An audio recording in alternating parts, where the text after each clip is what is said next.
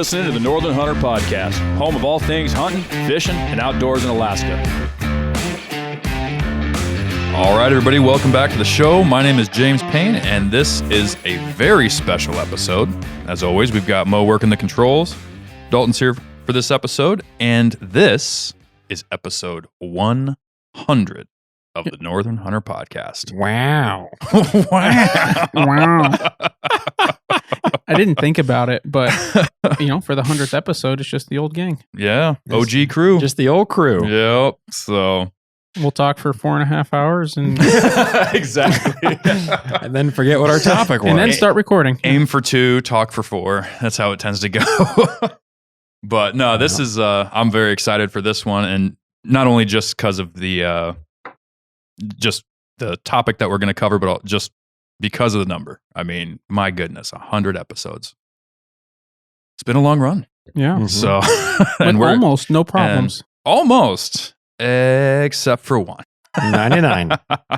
So for anybody that listened to that episode, which I'm hoping all of you did, you'll notice we had a little bit of a glitch with the upload and some issues with the audio in the first 40-ish minutes.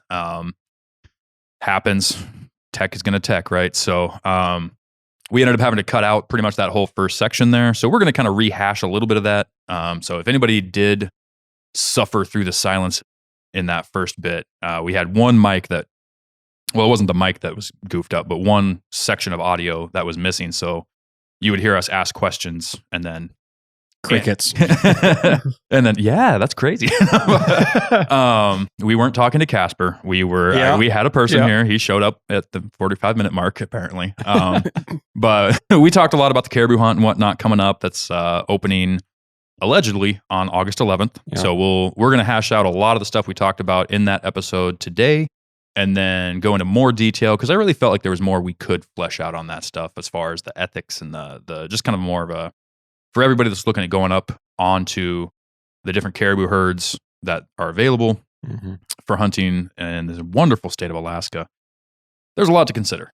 It's a very different style of hunt than you're probably used to from anywhere in your home state and honestly anywhere else in Alaska. So we'll talk a lot about that later on in the show. But for now, just a reminder, if you are listening to the show for the first time or you've been with us for all 100 episodes now, go ahead and give us a rating and a review if you would be so kind. That's really the only way we have to get this show in front of a new audience is pushing that algorithm out.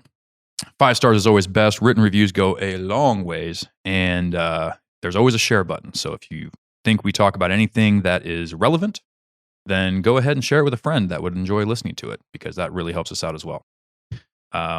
We've also got a partners page on our webpage if you want to go support us that way. We've got a lot of companies that support what we're doing. We've got discount codes with them and all the links there and the discount codes. The ones that have discount codes, it's all listed right there. So it's really easy to use. And then we've got our merch shop as well. If you go to the store, we've got t-shirts, hats, hoodies, all the good stuff. So if you wouldn't mind rocking the Northern Hunter logo, we'd appreciate it. And if you want to send us a picture, we'd love to see it. So,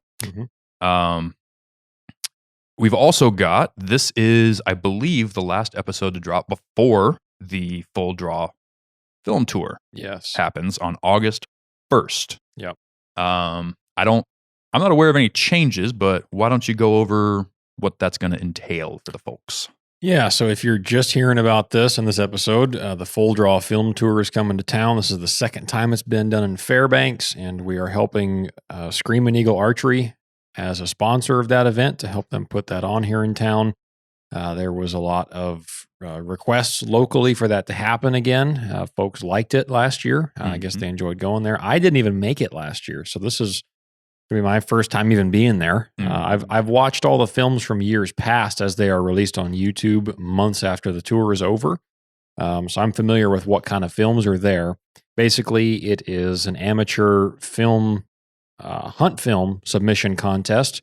And these different videographers, ranging from amateur to professional, can submit films for a contest, and then they can get voted on to try to win these prizes for the best film.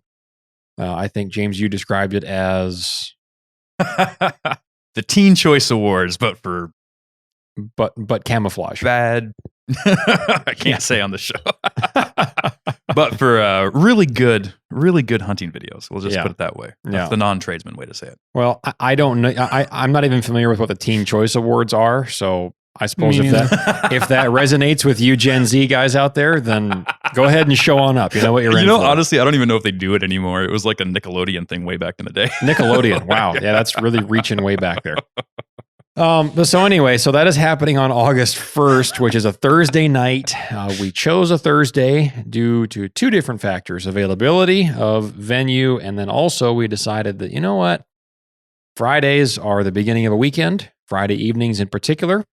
And so if you have weekend plans, I know sheep season is right around the corner. If you have a scouting mission planned for the weekend, go hike around, or just to get in shape, you don't have to miss out on your weekend plans on Friday night of driving or flying in order to make the Full Draw Film Tour in attendance. So Thursday night, the first film is scheduled to kick off at 7 o'clock. Well, at least the event will start up at 7 o'clock. Okay. Hopefully soon thereafter, we'll have the first film queued up.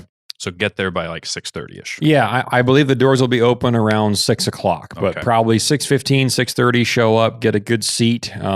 There will be a couple coolers of cold drinks provided by the sponsors, and you can show up, bring your family. This is a family-friendly event. These films have been shown on multiple different venues across the country. This is a big deal in the lower 48. There are a lot of places that put on the Full Draw Film Tour. Actually, we'll put the link in the description of this show as well, and if anybody clicks on that, it does have like all of the events listed. If you scroll through, it's pretty impressive. Yeah, there's a lot of places where these get shown. Yeah. So go ahead and come on out if you're interested in seeing some cool hunting footage. It's all bow hunting, but you don't have to be a bow hunter to attend. We're not going to ask for a bow hunter's ed card. This is the password is whack 'em and stack 'em. Yeah, just think of this event as a hunter genre specific as the Southern Border is. You don't have to have any ID to get in. And just I thought you were going to say the voting booth. Yeah, well, that too. Yeah. God bless America. So anyway, August 1st, that's happening. So I was looking at our ticket purchases today. We do have a good number of folks signed up, but we still got a lot of room left. Awesome. So tell your friends about it. If you're interested, go ahead and show on up, and you'll have a chance to win some really great prizes for a lot of the sponsors that are helping to put on the event. Chris, the owner of Screaming Eagle Archery, will be present in attendance. We will all be there. James will have a booth set up there with some Northern Hunter merchandise and sponsored equipment as well. All kinds of good stuff. Yep. Yeah. So go ahead and come on out. It'll be a good night. Yep. Yeah. This episode, I believe, is dropping the 29th, if I'm not mistaken. So you've got a few days, like 2 days to get your tickets if there's any still available. So hit that link in the description. Go get your tickets. Show up. It'll be a good time. Like Dalton said, I'll be there. Mo will be there. Chris is not in for this episode. He's on daddy duty. So he's out with the kiddo. And but he will be there, hopefully with his family, he said. So you'll get to meet the crew, hang out, watch some movies, hang out, just enjoy hunting community. Yeah. So that's the best part about events like this, is just meeting like-minded people that are all there for the same reason you are. Yep. So and we'll be excited to see you there. Aside from that, man, has anybody else noticed we ended up in the Midwest somehow? Oh, I don't know. For sure. For sure, man. Oh, yeah, but I mean, for it sure, has dude. been scorching up here. Oh, yeah. I don't know. It seems like a few years ago. I mean, I don't know. It's a while ago now. I was working for a guy. We were building a house. I mean, that summer, all summer was like this. Mm-hmm. It's true. It was real smoky that year, too. And, we had a week of rain that, in the middle of it all. Was that 19? I don't remember. I really don't 19 remember. was the last real big smoke year, too. And I don't think there was we had pretty bad smoke last year, but only for a short amount of time, I guess. Yeah, that was pretty short. Anyway, and I ran into the other day and we were talking about that. Specifically, we bought one of those covers with those awning things you throw up for a spot to go stand in the shade. Oh, like one of those shelter logics or something like that? Yeah, just a little. Yeah. Anyway, and we had we had some we keep our drinks and stuff under there. And that's all we had. It wasn't stay out of the rain. It was the shade. And so, I know I've enjoyed working outside the last couple of days. We've got a lot of inside projects and my boss is like, I'm going to I'm going to get you working outside. Yeah. And I really would rather work outside in the heat, in the sun. You were telling me earlier In a hot you were in building. a piece of equipment that had AC. So that was part of the day. You know, Oh, what a loser. I'm just saying. that was for like 2 hours maybe.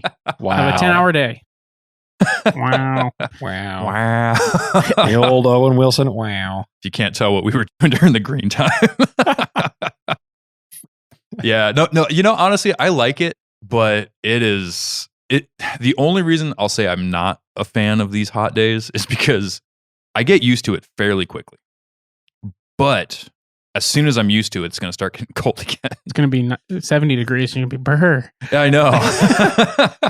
I'm telling you, it's going to be August before we all know it, and the rainy season is going to come, and it's going to be gray until it snows, and then we're all going to say, man, remember when July was so nice? Mhm. It's already freezing. It's October. I know. I have to catch myself so often. It's like, why is it -40? It's so cold. Oh, why is it 80? It's so hot. And it's like, nah, you got to be happy with where you're at. But The bipolar north. yeah. One of the things I enjoy about living here. Yeah. Well, and it has been super bipolar because we had a super hot start to the year. Yes. And then all the fires kicked up. Yep. And then what was it, like 2.5 weeks straight of just rain and cloud cover and cold? Yeah. I mean, it was getting down into the like 40s at night, I'm pretty sure. Yeah, it was high 40s. Yeah. And then all of a sudden, out of the blue, all the clouds cleared out, and now it's hot, and there's smoke rolling back into town 90 again. degrees. Yeah. It's been nice. It's back and Luckily, forth. Yeah. luckily, I've heard the fires that are going right now aren't near roads or That's good. buildings. Yeah. They're up north, kind of out there towards like Birch Creek area. Okay. And from what I've heard, at least today, from the time of this recording, there's no structures in danger or villages or road systems. So I think they're just going to let it burn, which is good. You should let the terrain do what the terrain's going to do, but it also probably going to see more of the smoke rolling in for a little bit. So yeah. But no, it's been great fishing weather though. I'll tell you that much. Yeah, I was going to say it's I'm looking at going fishing this next weekend, and I think I'm going to get out of this heat. It looks like it's supposed to be quite rainy down on the coast where I'm going to be heading. So, but it looked like beautiful weather. Oh, it was great. It was great. Why don't you tell us about your trip? I haven't even heard about it yet. So yeah. Well, we haven't seen each other. Well, it's only what's today? Oh yeah, I guess today is Wednesday. Yeah. Okay, so it's been 3 or 4 days. Yeah, it's not like we all work like 10, 12-hour days. Yeah, it's been a busy summer. Yeah, very abbreviated. But yeah, no, my wife and I went down to Valdez, and a friend of ours has a boat down there, and so we went out with him and one of his friends, and we had a great time fishing. We just went out on Saturday, and I don't even think we left the harbor until 10:30. Oh wow! But yeah, and it was great weather. It was super flat. I mean, it was just a big lake out there. It was it's so beautiful when it does that. Beautiful. Yeah. So we went out a few hours out from the coast, and we fished from 11, and then we moved spots, and then we, kind of going here and there. But I think we were fishing off and on from 11 until 8 o'clock at night or 9 o'clock. Nice. We were fishing for a full day, and we did real well. We got limits of halibut. Nothing big on the halibut front. Get the chickens. We got a bunch of chickens. Yeah, they eat just as good. Oh yes, they do. But we already ate some. We had some before we even froze any of them. I said, you know what? Let's have halibut tonight. Oh and yeah. Yeah, that was good haul halibut, and then I caught one ling cod that was a keeper size. You have to they have to be 36 inches minimum in Prince William Sound to keep a ling cod, and so the one that I reeled in was 44 inches. Nice, and so that looks was like a good size one. Yeah, that was a big fish. Yeah. That was lots and lots of meat on that fish. I mean, the fillets are twice as deep as this pizza box is. It was a huge fish. And it's a bigger chunk of meat than a ribeye is. I guess depending on if you cut your own ribeyes or not. But no, that was a fun fish to catch. And then we got several black rockfish, and they were all really big, like fully mature, fat black rockfish. Yeah. Those make really good rockfish tacos. Those are some of the best for tacos. I would say I really that was the first rockfish I ever caught when I first got up here and started fishing was the black bass. Yeah, we called them. And I don't know what the difference is. Why some people call them rockfish and some people call them sea bass. I was Yeah. looking it up at one point. Black rockfish is not a black bass. Really? A black bass is a different fish, and I think we might still have them up here, but they're a different fish. That's what they said we were catching was black sea bass, and then everybody started calling them black rockfish, and I figured it was just a difference in terminology. I think Fish and Game's been trying to clear that up because, maybe so people actually say what they're actually catching or whatever. Right. Yeah. Get the harvest numbers correctly. Yeah. Yeah, but no, they're good eating. Yeah. Really good. Yeah. And they were, that long. So I guess, Nice. that I don't know how 20 long inches, that is. 18 inches. Yeah. Like that. Probably 16 to 18 inches. Yeah. Yeah. Good size. Yeah. My wife and my friend caught the majority of those. I don't think. Yeah, I might have caught a couple of the black bass. Or, I'm sorry, black rockfish, but I don't remember. But there was 4 of us fishing, so it was hard to keep track. When the bite was on, it was 4 fish at the boat at a time. It seemed like, and okay, go around and this is another Pacific cod. Which we caught a lot of Pacific cod. We let a lot of those go, but we ended up keeping several of those. Those eat pretty good, but they don't last as long in the freezer. Yeah, I think we just ate the last, or maybe the last, second to last package we had of cod that we caught last year. Pacific cod? Yeah. Yeah. Which we caught a lot last year for some reason. It was like every other time we pulled up. Yeah, there was pockets of them for sure. And there were some of those that were really big fish. Yeah. Like you'd hook it and you'd reel it up, 180 feet. And you'd think, man, this is a pretty good fight. And then you'd get it up there. Oh, it's just another cod. Yeah. So, let a lot of those go. At the first hole that we stopped at, we caught 3 or 4 monster skate. Really? Monster. And that freaks you out because you see the white reflection coming up and you think, whoa, big halibut. Yep. Nope, it's just a skate. And those suckers are really hard to reel up. Oh, yeah. Really hard. Like, that's almost the telling sign. It's like the only thing harder to reel up than a halibut. Yeah. Like, they're like suction cup to the bottom. Yeah. Like, they are strong fighters. And then the first one that we caught, my buddy hooked it and it came up and then it ran right at the boat. Oh, and really? It wrapped around the lower unit.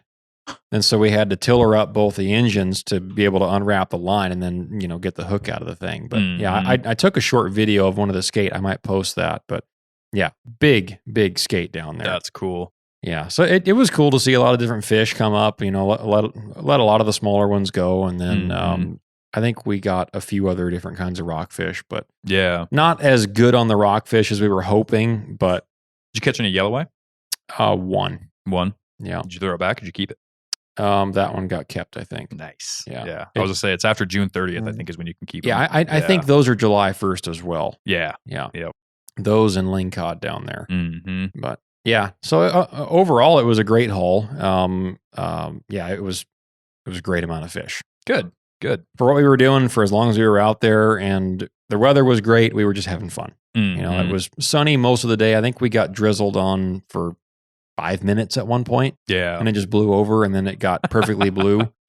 And Valdez is weird like that. So like I've talked to people, like the first several times I went down, it was just beautiful weather. I mean, hot outside. We'd go hiking, back there behind Allison Point and like doing all this different stuff and like just gorgeous weather. And everybody would tell me like, oh, it's so nasty down there and blah, blah, blah. I'm like, I've never witnessed this. Like it's always been gorgeous. It's Valdez. Of course it's gorgeous. Right. Everything's gorgeous. The town's gorgeous. The mountains are gorgeous. The weather's gorgeous. Yeah. And you're using that word a lot there, James. Oh yeah. It's a pretty place, man. It is a pretty place. Especially when the sun's out. Yeah. But no, it's it's the coast of Alaska. Yeah. And things can change instantly, you know, and it looks like I'm going to really get to experience the other side this weekend heading down. It's good that you guys got some nice weather though. Yeah. Because man, when it is like you said, when it's just glassy out there, like a big lake. Yeah. Oh, dude, that's so pretty. I don't think I've ever been down to that part of the state and had that nice of a combination of conditions. Not just the weather, but the water conditions along with it. Yeah. Because the other times that I've been down there to do that kind of thing, it's been beautiful sunny weather, but windy. Or it's been super calm, but pouring rain. Yeah. I've never had it quite that great of a combination of conditions. Well, I was gonna say you guys weren't even really wearing like wet gear. Nope. Like Didn't wear rain gear. That was the first thing that once. clued me in. I was like, these guys had great weather because like no bibs, no raincoats. Like, No, I started fishing in just my tennis shoes, and then we started getting fish in the boat, and I thought, I'll put on my extra tough. Sure, yeah. Didn't. I mean, I could have gotten away without it. Get slimy socks. My buddy wore cowboy boots the whole time. Yep. So it was pretty nice. But yeah, it was a great trip, and a nice drive. There was some construction in there by Harding Lake area through the hills. So there's been construction that drove me nuts all the way from here to Delta. Yeah, I've had to drive down that way for work a whole lot this that's spring. right. Yeah, like I haven't been past Delta towards Valdez yet, like towards the Glen Allen side. But like once you turn towards Tok, it's pretty decent. But man, that stretch between town and Delta, they've been putting in culverts, replacing all the culverts along that whole highway. Yeah. And so it's just like, it just keeps moving. And then they have like, how many miles do you think they've got where they got to pilot you through during the day? Quite a ways. It was at a least lot. 3 or 4 miles. It was quite a bit for the Richardson. Yeah. I know on the way south after work on Friday, just trying to get down there, I think it added at least an hour. Just the construction and traffic and pilot cars. I mean, we sat in line for 20 minutes plus a couple of times, and that just drives you nuts. That was, you're off work, you're tired, you just want to make the drive, get down there and go to sleep, and you're just sitting in line trying not to get tired, just sitting there in the truck. But yeah, it was a good trip, nice weather, and a lot of good fish. That was, I think, as far as fishing goes, deep sea fishing is my favorite kind. Oh yeah, that was a lot of fun. No, it's a lot of fun, and that's probably, I'm excited because anytime I've done deep sea fishing, I've always gone out of the Kenai Peninsula areas. So I've gone off of Seward a lot. I really like fishing out of Seward. I went to Homer last year. Yeah, my buddy convinced me to take a charter out of Homer, and great fishing still. Really rough seas that day, but I probably told this story before on the show, but I always joked about how I get seasick because I'm from Kansas and I grew up as far away from any ocean as you can possibly get, right? Yeah. Like any direction. Yeah. And I go to get on that boat in Homer, and one of the first mates or whatever you want to call them, the people that set up your fishing stuff. Yeah. Not the captain. Deckhand that grew up like 30 minutes from me. Oh, really? Yeah. Oh, that's right. I forgot. Yeah. So I was like, there goes my excuse. I just got to hold it together now and not get too green in the face. Yeah. But I'm stoked to go down there this weekend, even with the rain and everything like that, just because of that. I mean, just getting out on the ocean. It's something else, man. I mean, the good thing is it's supposed to rain a lot, but from everything I've been talking to a couple of people that live down there, and they said it's not, the seas shouldn't be that bad. It's just going to be drizzly. Yeah. So hopefully we don't have, too big of waves or anything, or it's too rough to fish. I mean, the perfect amount of waves is when you can drop that jig to the bottom and reel it up a foot or two, and then not even have to work the rod. It just sits there and bounces. And it just bounces from the waves in the boat. Right. And just let the rod jig itself. Yep. Yeah. I did more fishing in the last 4 days than I have the rest of the previous 6 months combined. Wow. I went pike fishing last night too. Oh, that's right. Yeah. Lots of pike. Yeah. We caught a ton of them. Nice. Yeah. That was fun fishing too. I hadn't caught pike like that with that good of action in a long time. It seemed like every other cast that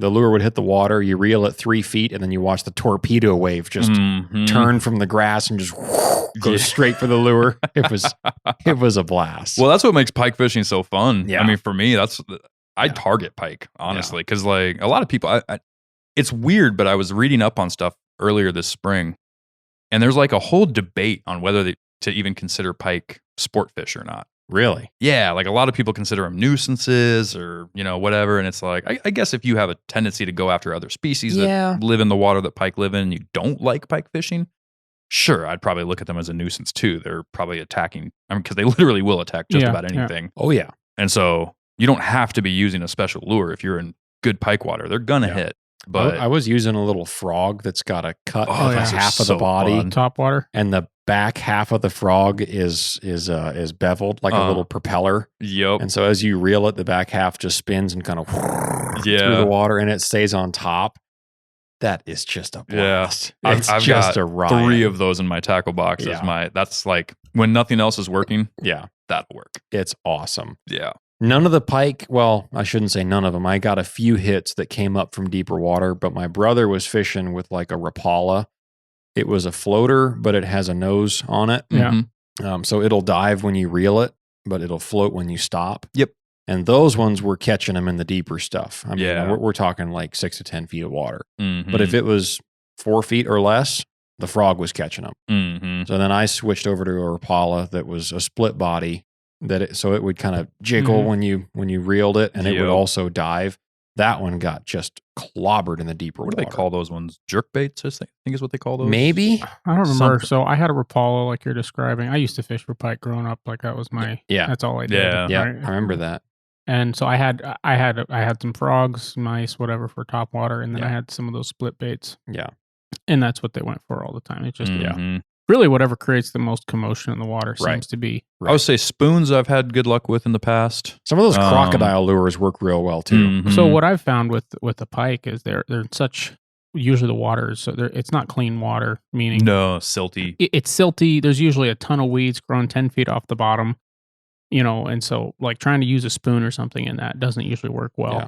So Well, I've had great luck with it. what I but- mean is they get caught up in stuff a lot easier Oh, sure. than Yeah. like a, you got to cast to the side of Mhm. the reeds. You can't go through Yeah. the reeds Yeah. because Bring it once you past do them. that, you'll get. Yeah. but yeah. like those rubber they make those rubber fish. Mice. Yeah. The, Oh, like yeah, the, yeah. the sinkers, the Yep. rubber sinkers. I've It got looks like those too. looks like a mini pike. Yep, I have one of And those. the hooks are designed in a way where they tend not to catch stuff as much. And Yep.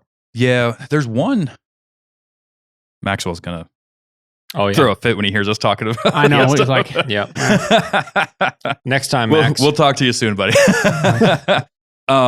But there was one I was trying way back in the day, and it actually had like a little thing that went over the hook. It was super Yeah. cool. Yeah. And I can't remember what the heck that was called, but that worked well too. I've had several with that too. Yeah. No, what I've noticed with pike is it's things that make noise Yeah. that seem to work better. Yeah. And I think that might be at least closer to Fairbanks area. Like you were saying, it's a lot of murky water.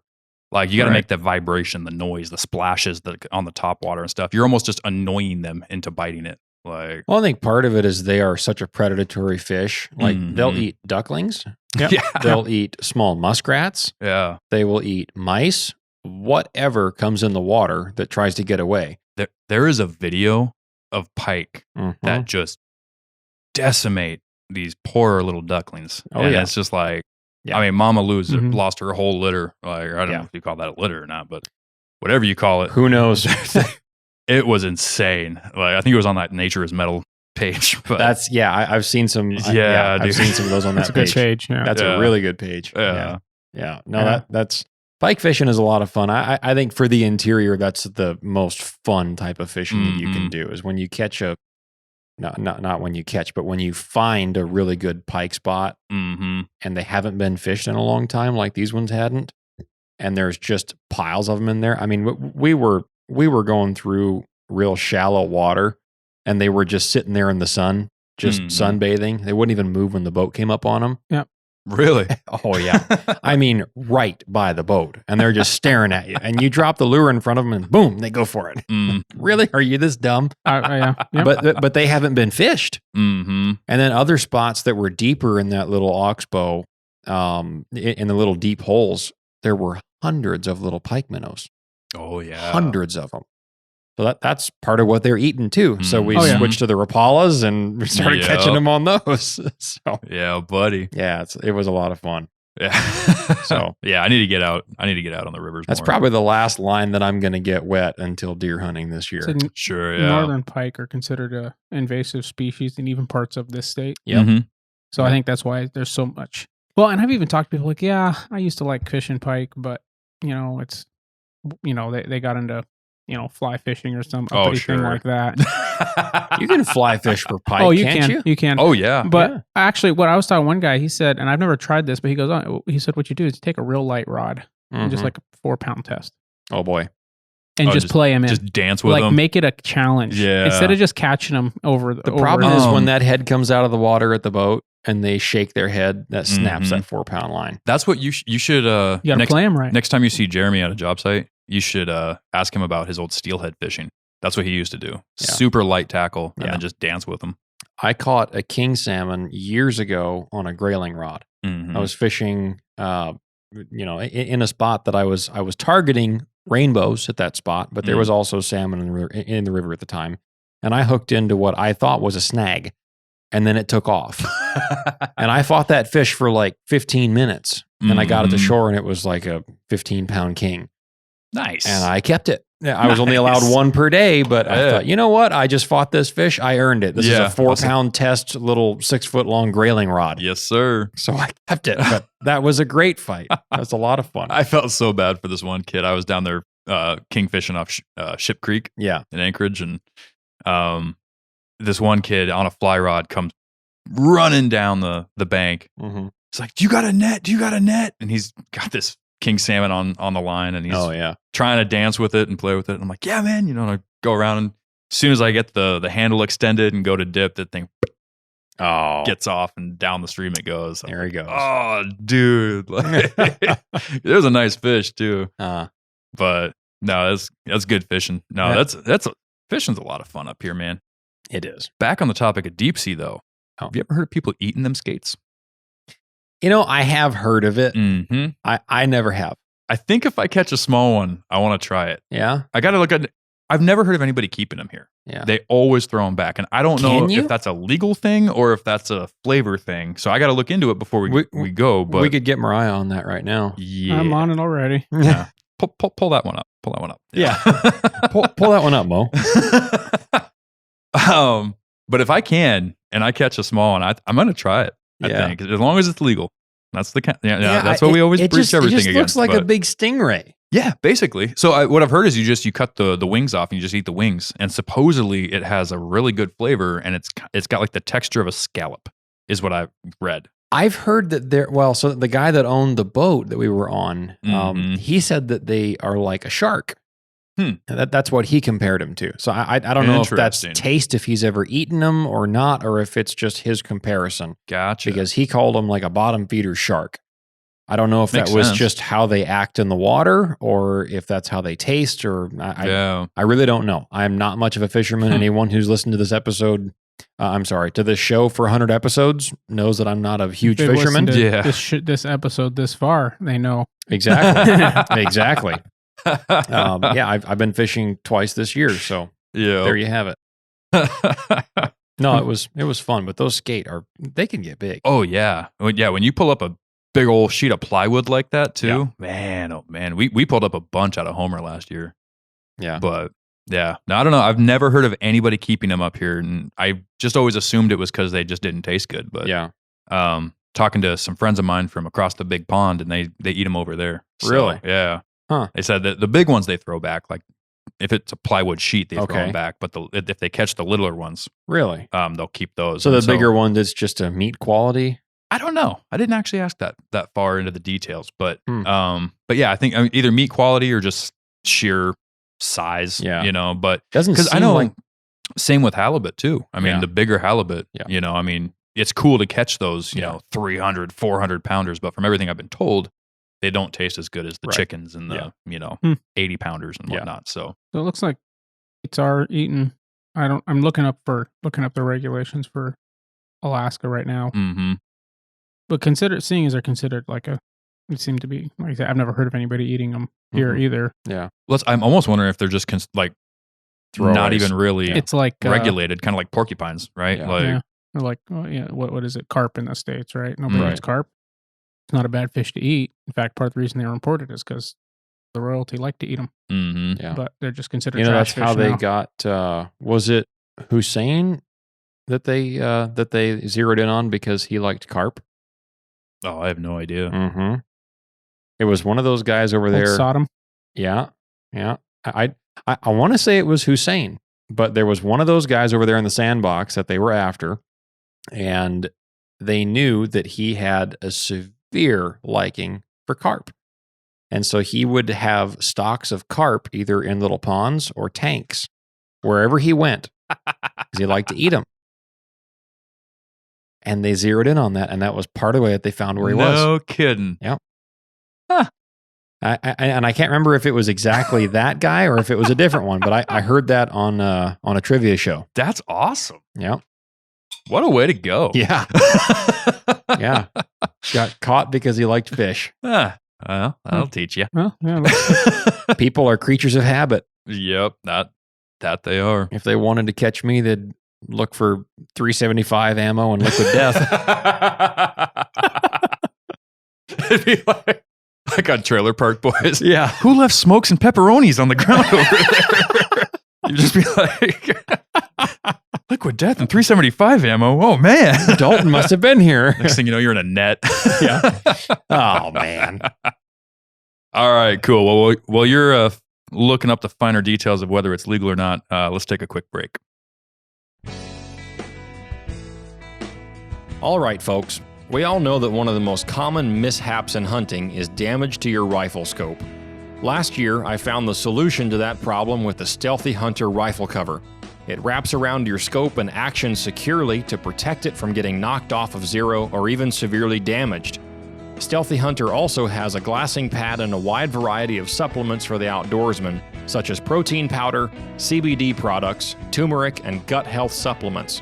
They also make a lightweight trauma kit weighing in at just 14 ounces that includes everything you need and nothing you don't for all of your backcountry medical emergencies. To shop all of their equipment and supplements, go to stealthyhunter.com and enter the discount code at checkout, The Northern Hunter, to save on your order today. All Stealthy Hunter equipment is proudly made in the USA.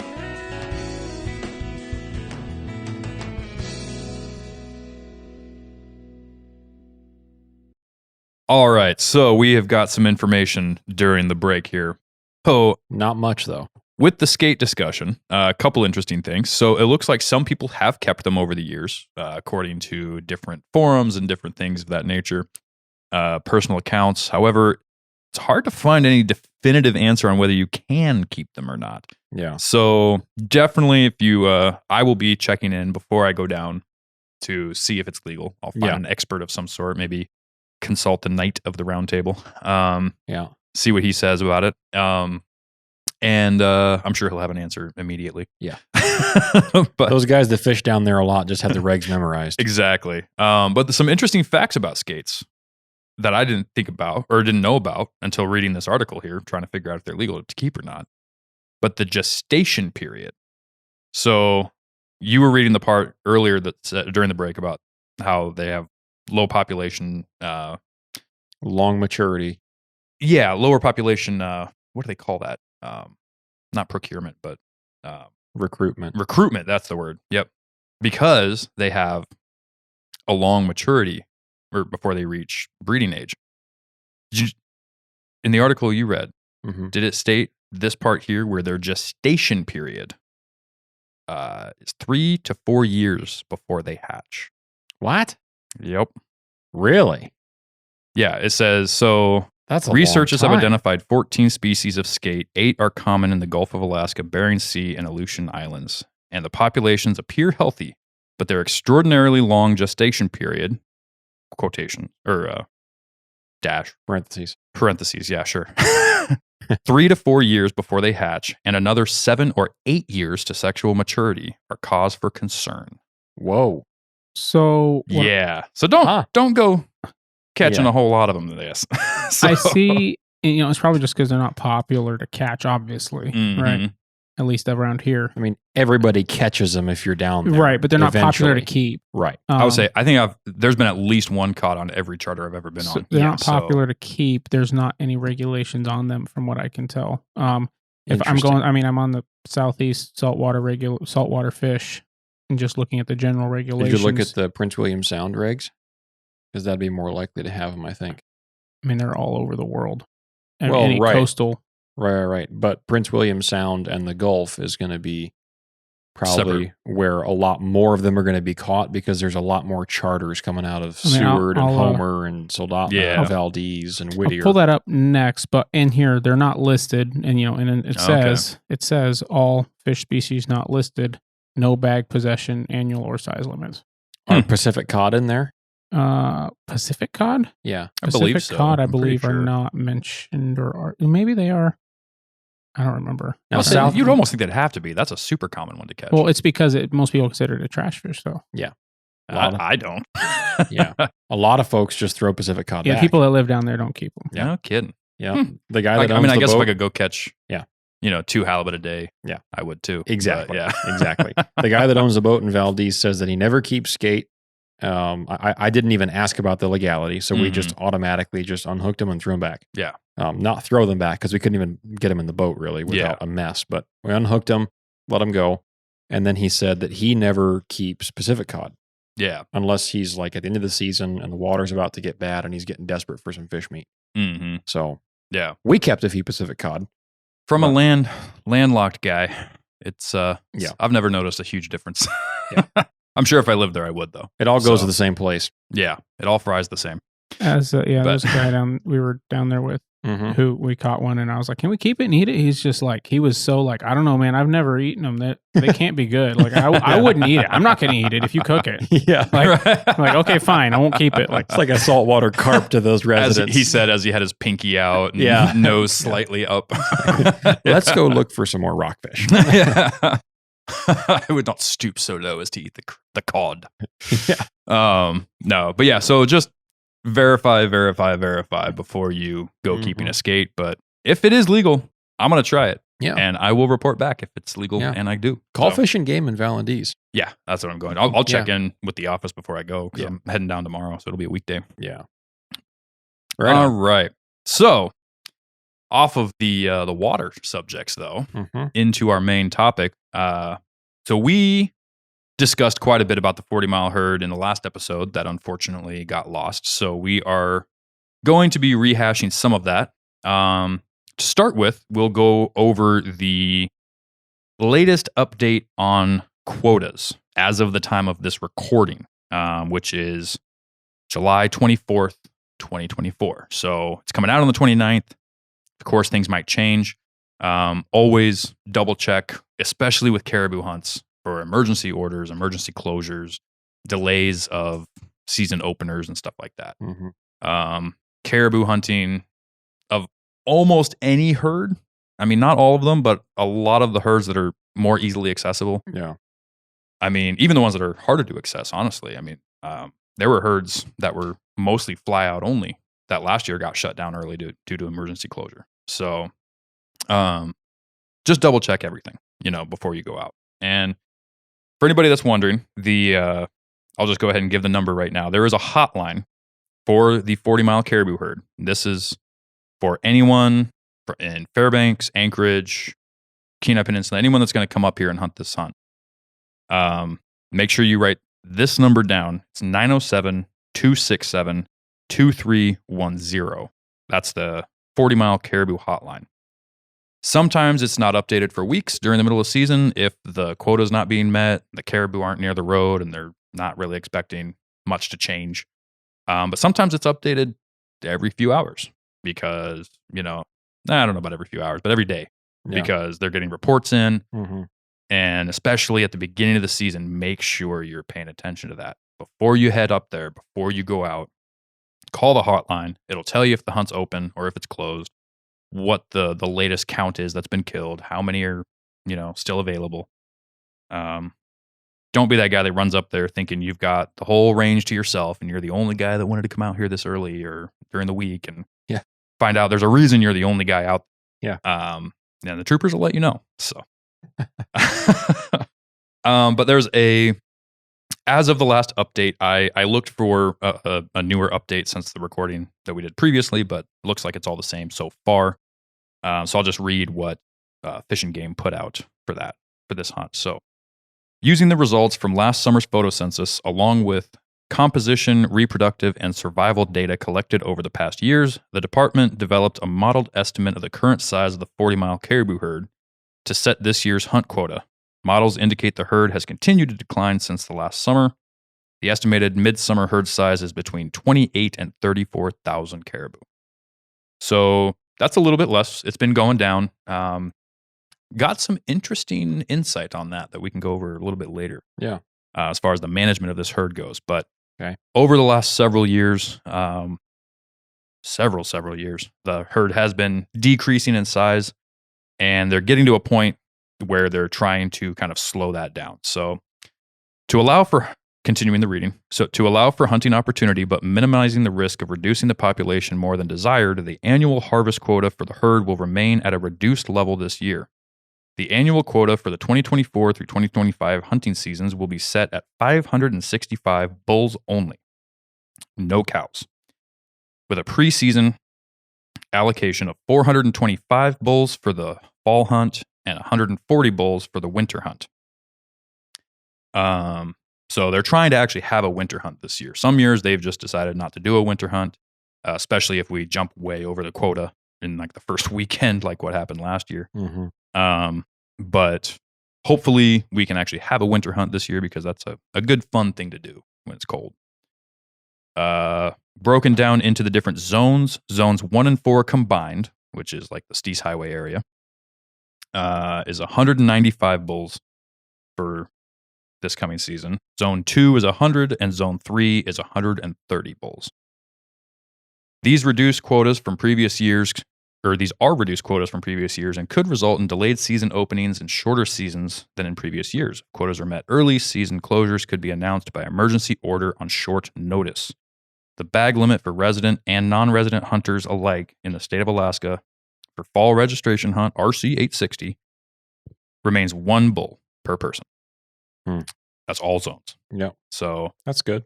As of right now, the hunt is scheduled to open on Sunday, August 11th. But we'll see what happens. So again, and it just kind of goes into the rest of the announcements here. You must report your hunt within 3 days of the kill. And I'm trying to see here. I know in years past, they've always required a 4-inch section of the lower jaw to be brought in. I think that was... I don't know if they're doing that this year. That was just a couple of times. That wasn't always the case. No. Yeah, just the last couple of years.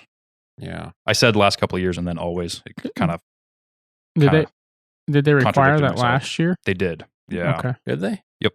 Okay. I didn't go hunt for them last year. Yeah, me neither. I didn't. I don't see anything about it in this particular article, so I'm just going to say call and ask. But they usually, when you go in to get your permit, there's usually a sign that says this is the requirement. Yeah. Super easy. You just cut off a little piece of jaw. You turn it in. You can literally drop it off after hours in a drop box behind the main office. So. Yeah, don't put it in the mailbox. Not the mailbox, no. But it's a super easy requirement. They use it for research and stuff. To study the herd. But that is what we're up against this year. So more reduced quotas. It looks like the peak population size of the 40 mile was in the 1920s, and it was over 500,000. Yeah. And then to a low of 10 to 20,000 in the early 1940s. And the present population contains somewhere around 50,000 animals and is increasing steadily. Yeah. Well, it's decreasing right now. But yeah, this is not from Fish and Game. This is from the University of Alaska. Gotcha. So I had an interesting conversation the other night with a well-known guy around town, Al Barrett. He's been part of the 40 Mile Coalition with the caribou herds and played a role in conservation for a long time around the state. He's on the board of game right now. He's on the board of game right now.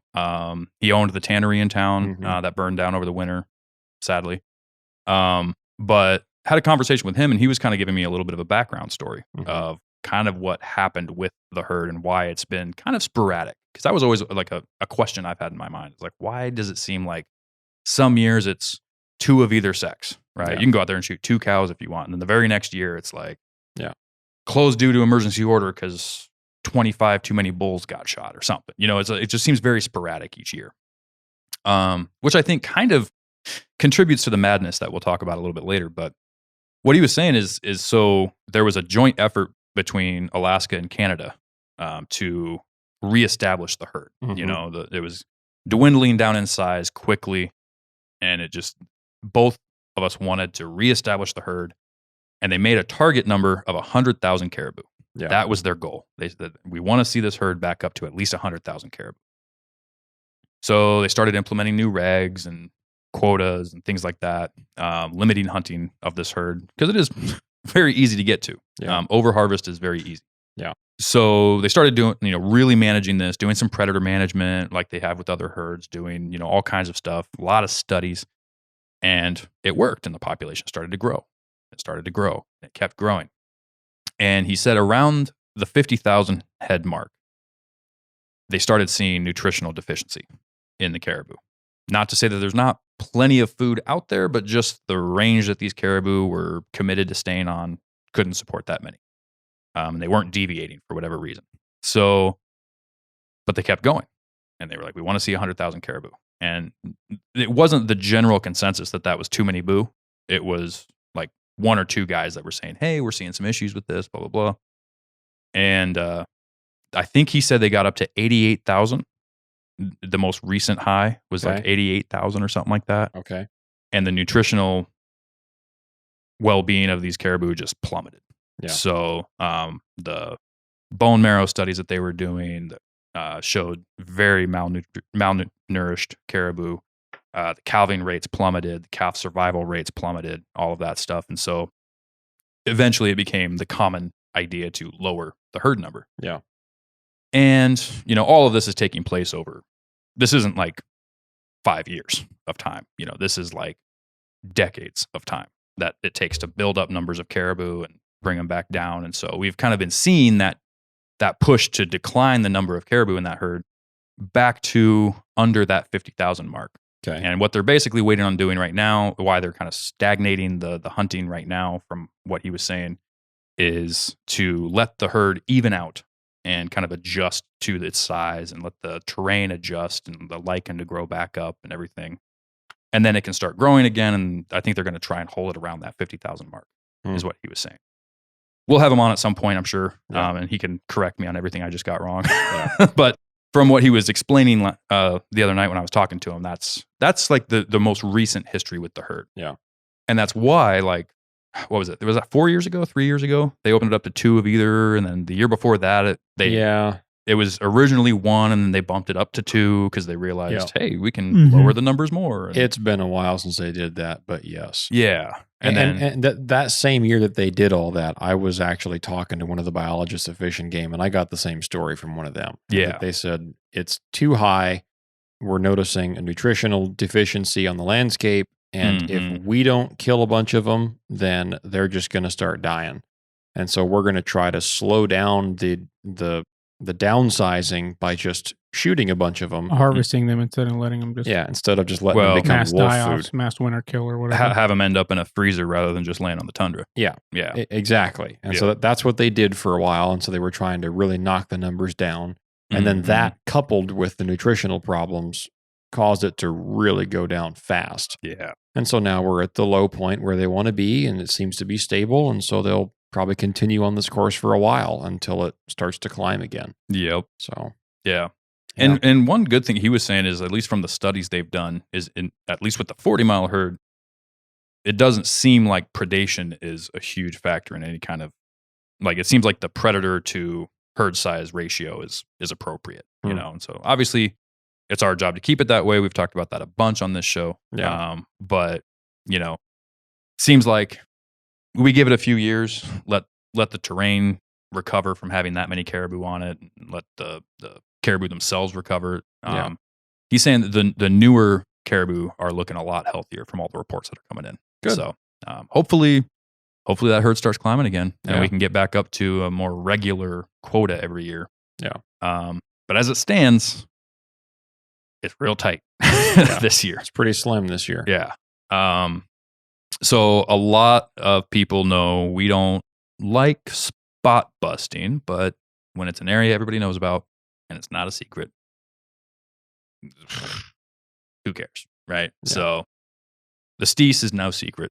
Everybody and their brother knows about the steese. What? Yeah. You haven't heard about it? Man, every time I'm up there, there's nobody else. It's usually in July, but... Yeah. I think I've told this story on here before, but I'm going to tell it again. I know a guy whose father-in-law, I believe, out the day or two before the season started because he got mixed the youth hunt or something like that day mixed up with opener of the season, went up, shot a real nice caribou. Oh no. Took it home. Yeah. At this point, he thinks he's legal, right? And where's Mhm. everybody at, right? But Yeah.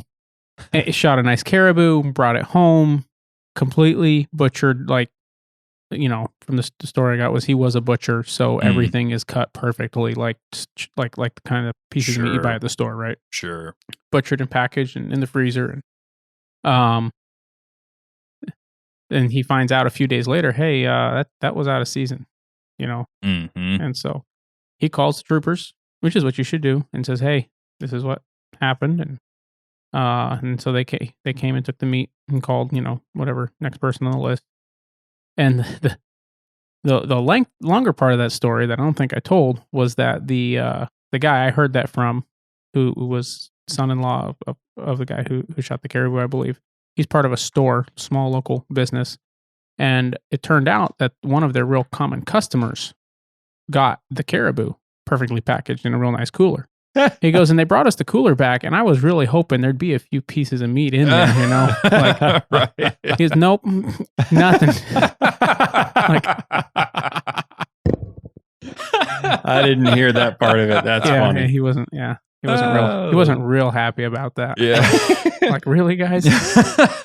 Well, and to that point, even just like the article I just read from Fish and Game, it's opening on the 11th this year. Yeah. And so everybody kind of goes by the 10th most of the time. I think it was something like that, yeah. August 10th is when sheep and caribou opens up. And, sometimes, that's true. But if you go up there on the 10th this year and you shoot something, it's not actually legal. You might be within 24 hours of the opener, but... I would bet you that the reason they're opening it on the 11th this year is for the weekend's sake. Yep.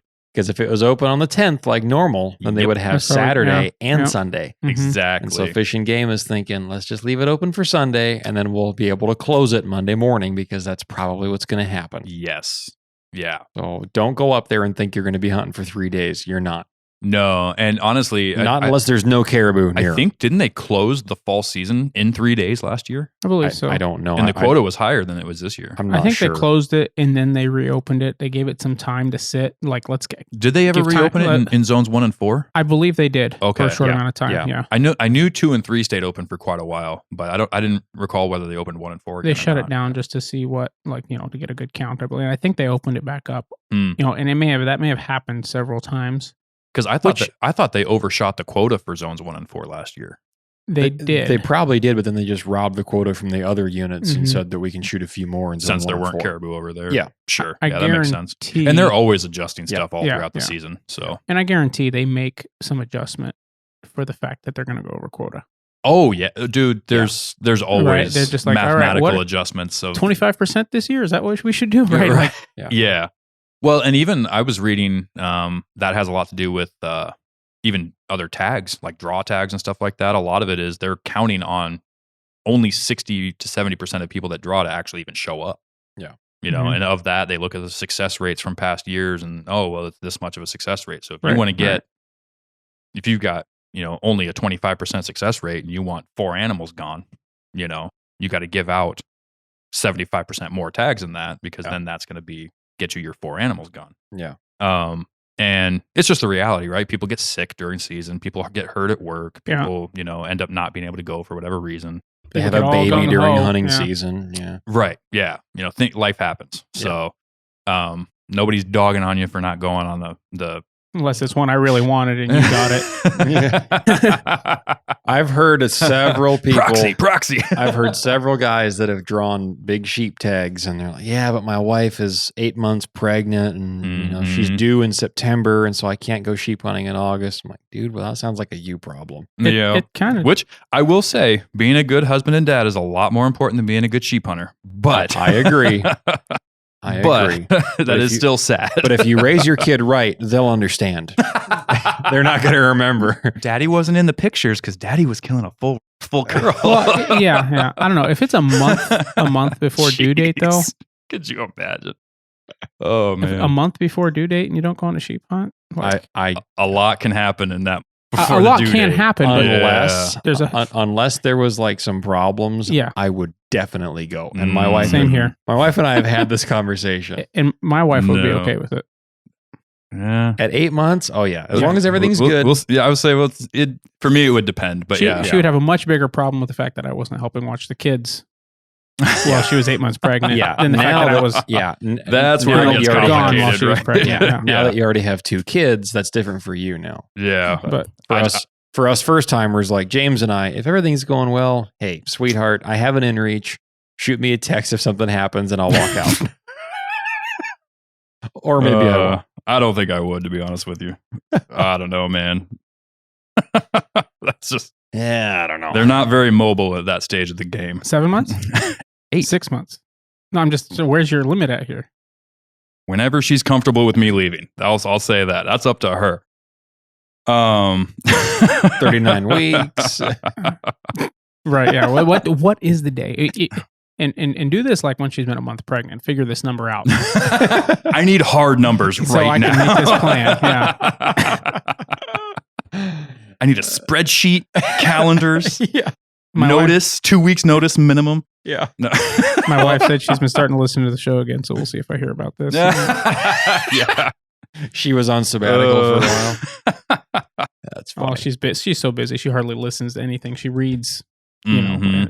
usually she just reads. She doesn't have time to listen because, well, something about kids making noise and distracting her or something. I don't get it, but You put like a big boombox in your house for the podcast. There you go. But so kind of carrying on with the point of the 40 mile. So one thing that happens that we see, there's always been some, let's just say, issues with the hunt up there. That's as an far awfully as nice word for that. it is. It's kind of a as far as people being courteous and things of that nature. I do want to point out though, it is not a uniquely discourteous hunt. Oh no, this happens all over the state. I have heard stories from caribou hunts all over of people that, I mean, even first timers that went out on different caribou hunts than the Stees, Yeah. and they basically said, "I'm getting rid of my wheeler, and if I do hunt, I'm going to go in somewhere I'm walking in and getting away from everybody." Mm-hmm. You know, because it was just that bad. The competition, the lack of courtesy between people.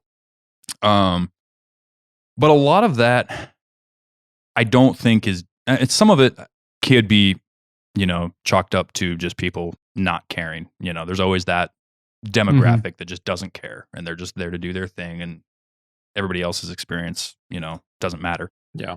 But I think a lot of it, especially on those ones that are easy to get to, is ignorance and excitement. I think a lot of people that go up there have rarely seen caribou, maybe never seen a caribou in their life. Suddenly they're staring at a herd. They get excited. They think, oh, this might be my one shot, my one chance. And then they, if you get that many people up on one stretch of highway that all feel the same way, it's not good. No. And there's been, over the years, you see it in the papers, you see it blasted all over social media. Yeah. It's a real bad look when all that stuff goes on up there. I mean, you've got people that are just not using rangefinders for one, not taking ethical shots. You've got people that are taking shots towards other people or towards the road. You've got people that are walking out in front of people that are shooting. You've got people that are, basically racing to the caribou. And when you're racing to get in front of the next guy and take that shot, you're not taking all the time to sit there and think about, okay, is there another caribou behind this one? Is there, what's around me? Is there any people around me? Is there any, is my breathing calm? Am I dialed correctly? What's my range? You're not thinking about all that because you're trying to beat the next guy. Yeah. Right. That's where the problems come in. And I think we've all probably experienced that to a fairly decent level. Yeah. So, I would say for the remainder, let's just talk about that. What can people do to not be that guy on this hunt? For anybody listening that is new to Alaska, new to the state, this hunt is open to residents and non-residents alike. The biggest thing is just be patient. Don't go up there thinking this is your last chance. I'm here to tell you, I have watched those caribou go in circles around a group of hunters before on some of those summits up there. Mm-hmm. I mean, just there's one year I was up there, and it was the war zone, like normal. And this herd is, decent ways off the road. We all walked down, and at the start, it actually wasn't too clustered. Everybody made a nice line and everything, and people were, just shooting their caribou and whatnot. And then it was like just a switch flipped. And I don't know if people started missing, and then they thought they weren't going to get a chance. But I mean, I was sitting there, me and my buddies, we were all gutting out our caribou and getting them ready to drag up to the road. And that herd came around at least 3 more times. Mm-hmm. Just crossed over the road, down the other side of the hill, went up a ways, crossed back over the road, down the same side of the hill, right underneath where we were sitting there skinning out caribou. Yeah. Just making rounds. And I don't know what it is biologically that makes them do that. I'm, not, I'll say what an old sourdough told me is from what he'd seen is they're used to getting hunted by wolves and stuff like that and bears, and they'll like circle back to like kind of collect the herd. Like if the wolves have taken theirs and they're sitting there eating, they'll like swing back by. So if there's any stragglers, they'll join the herd again and then take off running. Huh. I don't know if that's actually the case. That's just what a guy that's spent a lot of time out there. Yeah. Sounds good anyway. Yeah. But either way, no matter what the case is, if somebody knows, they can write in and tell us. But whatever the case is, if you see caribou up there, it's not going to be your only shot. If they're there, they're there. And that's just kind of the way it's going to be. Yeah. If they're not there, also, they're just not there.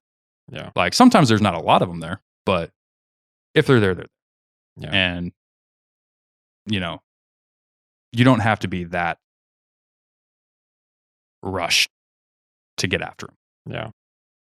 I think the 40 mile is probably the premier entry level hunt in the state. Yes, I would agree. I don't think that there's anything easier logistically that you can do for a first hunt. Mm-hmm. Like it costs you the price of a tank of gas to get up there, hang out for a day, drive home that night. Mm-hmm. It's an easy drive.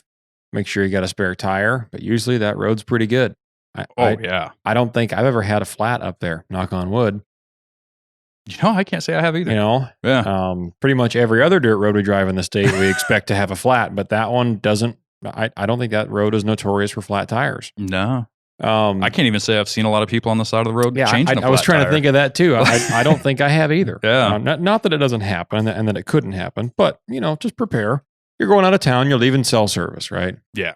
So take the necessary precautions for safety's sake. Mm-hmm. Have an in-reach to connect back home. If you do have a problem, you need to get picked up. Mm-hmm. And that's another thing too, is you're only a couple hours out of town. If something does go wrong and you need, parts brought out for your truck, then you can get access to help relatively easily. Yeah. You're not 10 hours away. Compared to being up on the North Slope and the archery hunt on the Haul Road, you are a full day's drive if they don't have to pull over and take a nap halfway there. Right. So that just from that perspective of how easy it is, that attracts a lot of people. Mm-hmm. Now, there are a lot of guys that would call themselves veterans of the 40-mile caribou hunt. And that's true. There are a lot of guys that have been doing it for a long time, and they have watched the evolution to this point, I suppose. Combat veterans. Yeah. Basically combat up there. veterans of the Stees. So that's the crowd that you're going to hear complain. Mm-hmm. Is the guys that knew what it used to be like, and now they see how it is in the last, decade plus, that it's been this bad. Yeah. I don't know how long it's been this bad. I've only ever hunted the 40 mile myself 4 or 5 times. Mm-hmm. And it's been years since I've been up there. I've not been up there to caribou hunt in a good while. I didn't go up there at all last year. Last time we went up there, brought the wives. Is that the last time you were up there? That wasn't even really hunting necessarily. I mean, we were riding around, but they weren't near the road, and we knew that. So we were looking for them. Yeah, looking for the stray 3. It was more just an opportunistic ride with the wives. Yeah, my brother and his wife came. Caribou. His brother and I'm sorry, your wife and you came, and then my wife and I went. Mm-hmm. And it was just a fun ride. It was Beautiful day. kind of a picnic. Yeah. Yep. But as far as like going up there and spending the night and like hunting, I haven't done that in years. Yeah. But the last time I did pretty much turned me off to wanting to go back up there anytime that there were a lot of caribou near the road Mm-hmm. because I just didn't enjoy it. Yeah. It was nice when I could get a long ways away from folks, and I did, and I got a decent caribou for the 40 mile. Yeah. It wasn't a bad bull. And then I went back in there with you and our other friend the following week, and I shot a wolf in there right in the same spot, but there was no caribou around. Yeah. I don't think we saw one. I don't think we saw one either. Yeah. But the week prior when I had killed one in there and the other guy with me had killed one, we saw 500 at least on that hillside. Which brings up a good point for anybody that's new to caribou hunting. If you're planning on going up there to scout for them, don't waste the gas. Save your gas. Because you'll show up one day and they will be covering an entire hillside. Yeah. You might think you put them to bed and, oh, yeah, they're going to be here. No, they won't. No, those things can run, 20, 30 miles a day. At the break of dawn when the first rifle shot goes off, all bets are off. Oh, right. You don't know when they're going. But just for that perspective, I would just put out like a warning for folks. If you haven't done this hunt before and you're not interested in that environment, don't go to the 40-mile hunt. Find something else to do. Yeah. Especially with this year having such low quota numbers. Find a different caribou hunt. Yeah. There's plenty of them. Plenty of them that are wheeler accessible. Yes. There are a lot of caribou They're hunts. harder to get to. Yes. As a result, there's a lot less people, and there's a good chance you'll go on that and hardly see anybody. Mm-hmm. Yeah. Yep. And there's ones to wheeler to, there's ones to walk to, there's ones to fly into. Yeah. There's opportunity out there. Yeah. There are a lot of other options. And caribou is not the only fall meat animal that you can shoot either. Right. By August, bears are starting to be in the blueberries. You go to a Mhm. unit where the black bears are eating blueberries and you can get at them in some elevation. Mm-hmm. That's a hunt. Yeah. That's a real hunt where you're going to be hiking or wheelering in a long ways. So if you're not interested in that kind of environment, then I would advise you to go. Yeah. And really the same thing goes for the haul road too. I've heard that's gotten clustered. It has gotten wildly more popular in the last Yeah. few years. The number of hunters that go up there and the number of out-of-state guys that go up there. Mm-hmm. I mean, just the volume of emails that we have gotten Yeah, that's true. Yeah. over 100 episodes. Yep. The percentage of emails that we get over this time just to now that are related to questions about the Haul Road caribou hunt Mm-hmm. is very high compared to how many emails we've gotten overall. Yeah. Like that makes up a decent chunk of our listener questions. Yep. And it's what kind of gear do I bring? Where should I go? How do I find where the caribou are? Like that's become a big popular hunt too. It has. And so you have to keep that in mind. Just because it's Alaska, you have to keep in mind we don't have a lot of road system Mm-hmm. that is really remote in game-rich areas that aren't draw permits. Mm-hmm. And that narrows it way down Yeah. because there's a lot of road system through national parks or through, areas where it's a draw permit. Sure. Mhm. Yeah. So when you look at it as a harvest ticket caribou opportunity on the road system, there's not a lot out there right now. Yeah. So with a low number, if you don't need the meat Mm-hmm. and if you don't want that kind of a hunt, I would just find somewhere else to go. If you do and you don't want to be that guy, then just use common sense and be courteous. Well, and that's what a lot of it boils down to, I think. Yeah. I mean, granted, zones 1 and 4 combined this year, which is up in that What is- region, is yeah. 195 bulls. Yeah, man, That is not a lot that of is caribou. such a low number. I'm probably going to be praying they're just not on the road opening day. And they might not be. Because it could stay open for weeks at that point. No, and I have Yeah. a feeling that if they are, they're probably going to delay the opener because I think they're really worried that I mean, so they're many gonna be people are going to show watching, up yeah. there and they could have 400 down in one day. Is that It's not August unheard of. 11th opener a tentative date? That is. Okay. Yeah. That's why it's important Subject to to change. call the hotline, Yeah. keep an eye on the website because all of that is subject to change, Yeah. especially in these lower number years. Yeah. Right. I mean, the last 2 seasons have been lower quotas. Right. And then last year, they shut it down, reopened it, and shut it down again. And they're always moving things around and changing things with the management of this herd.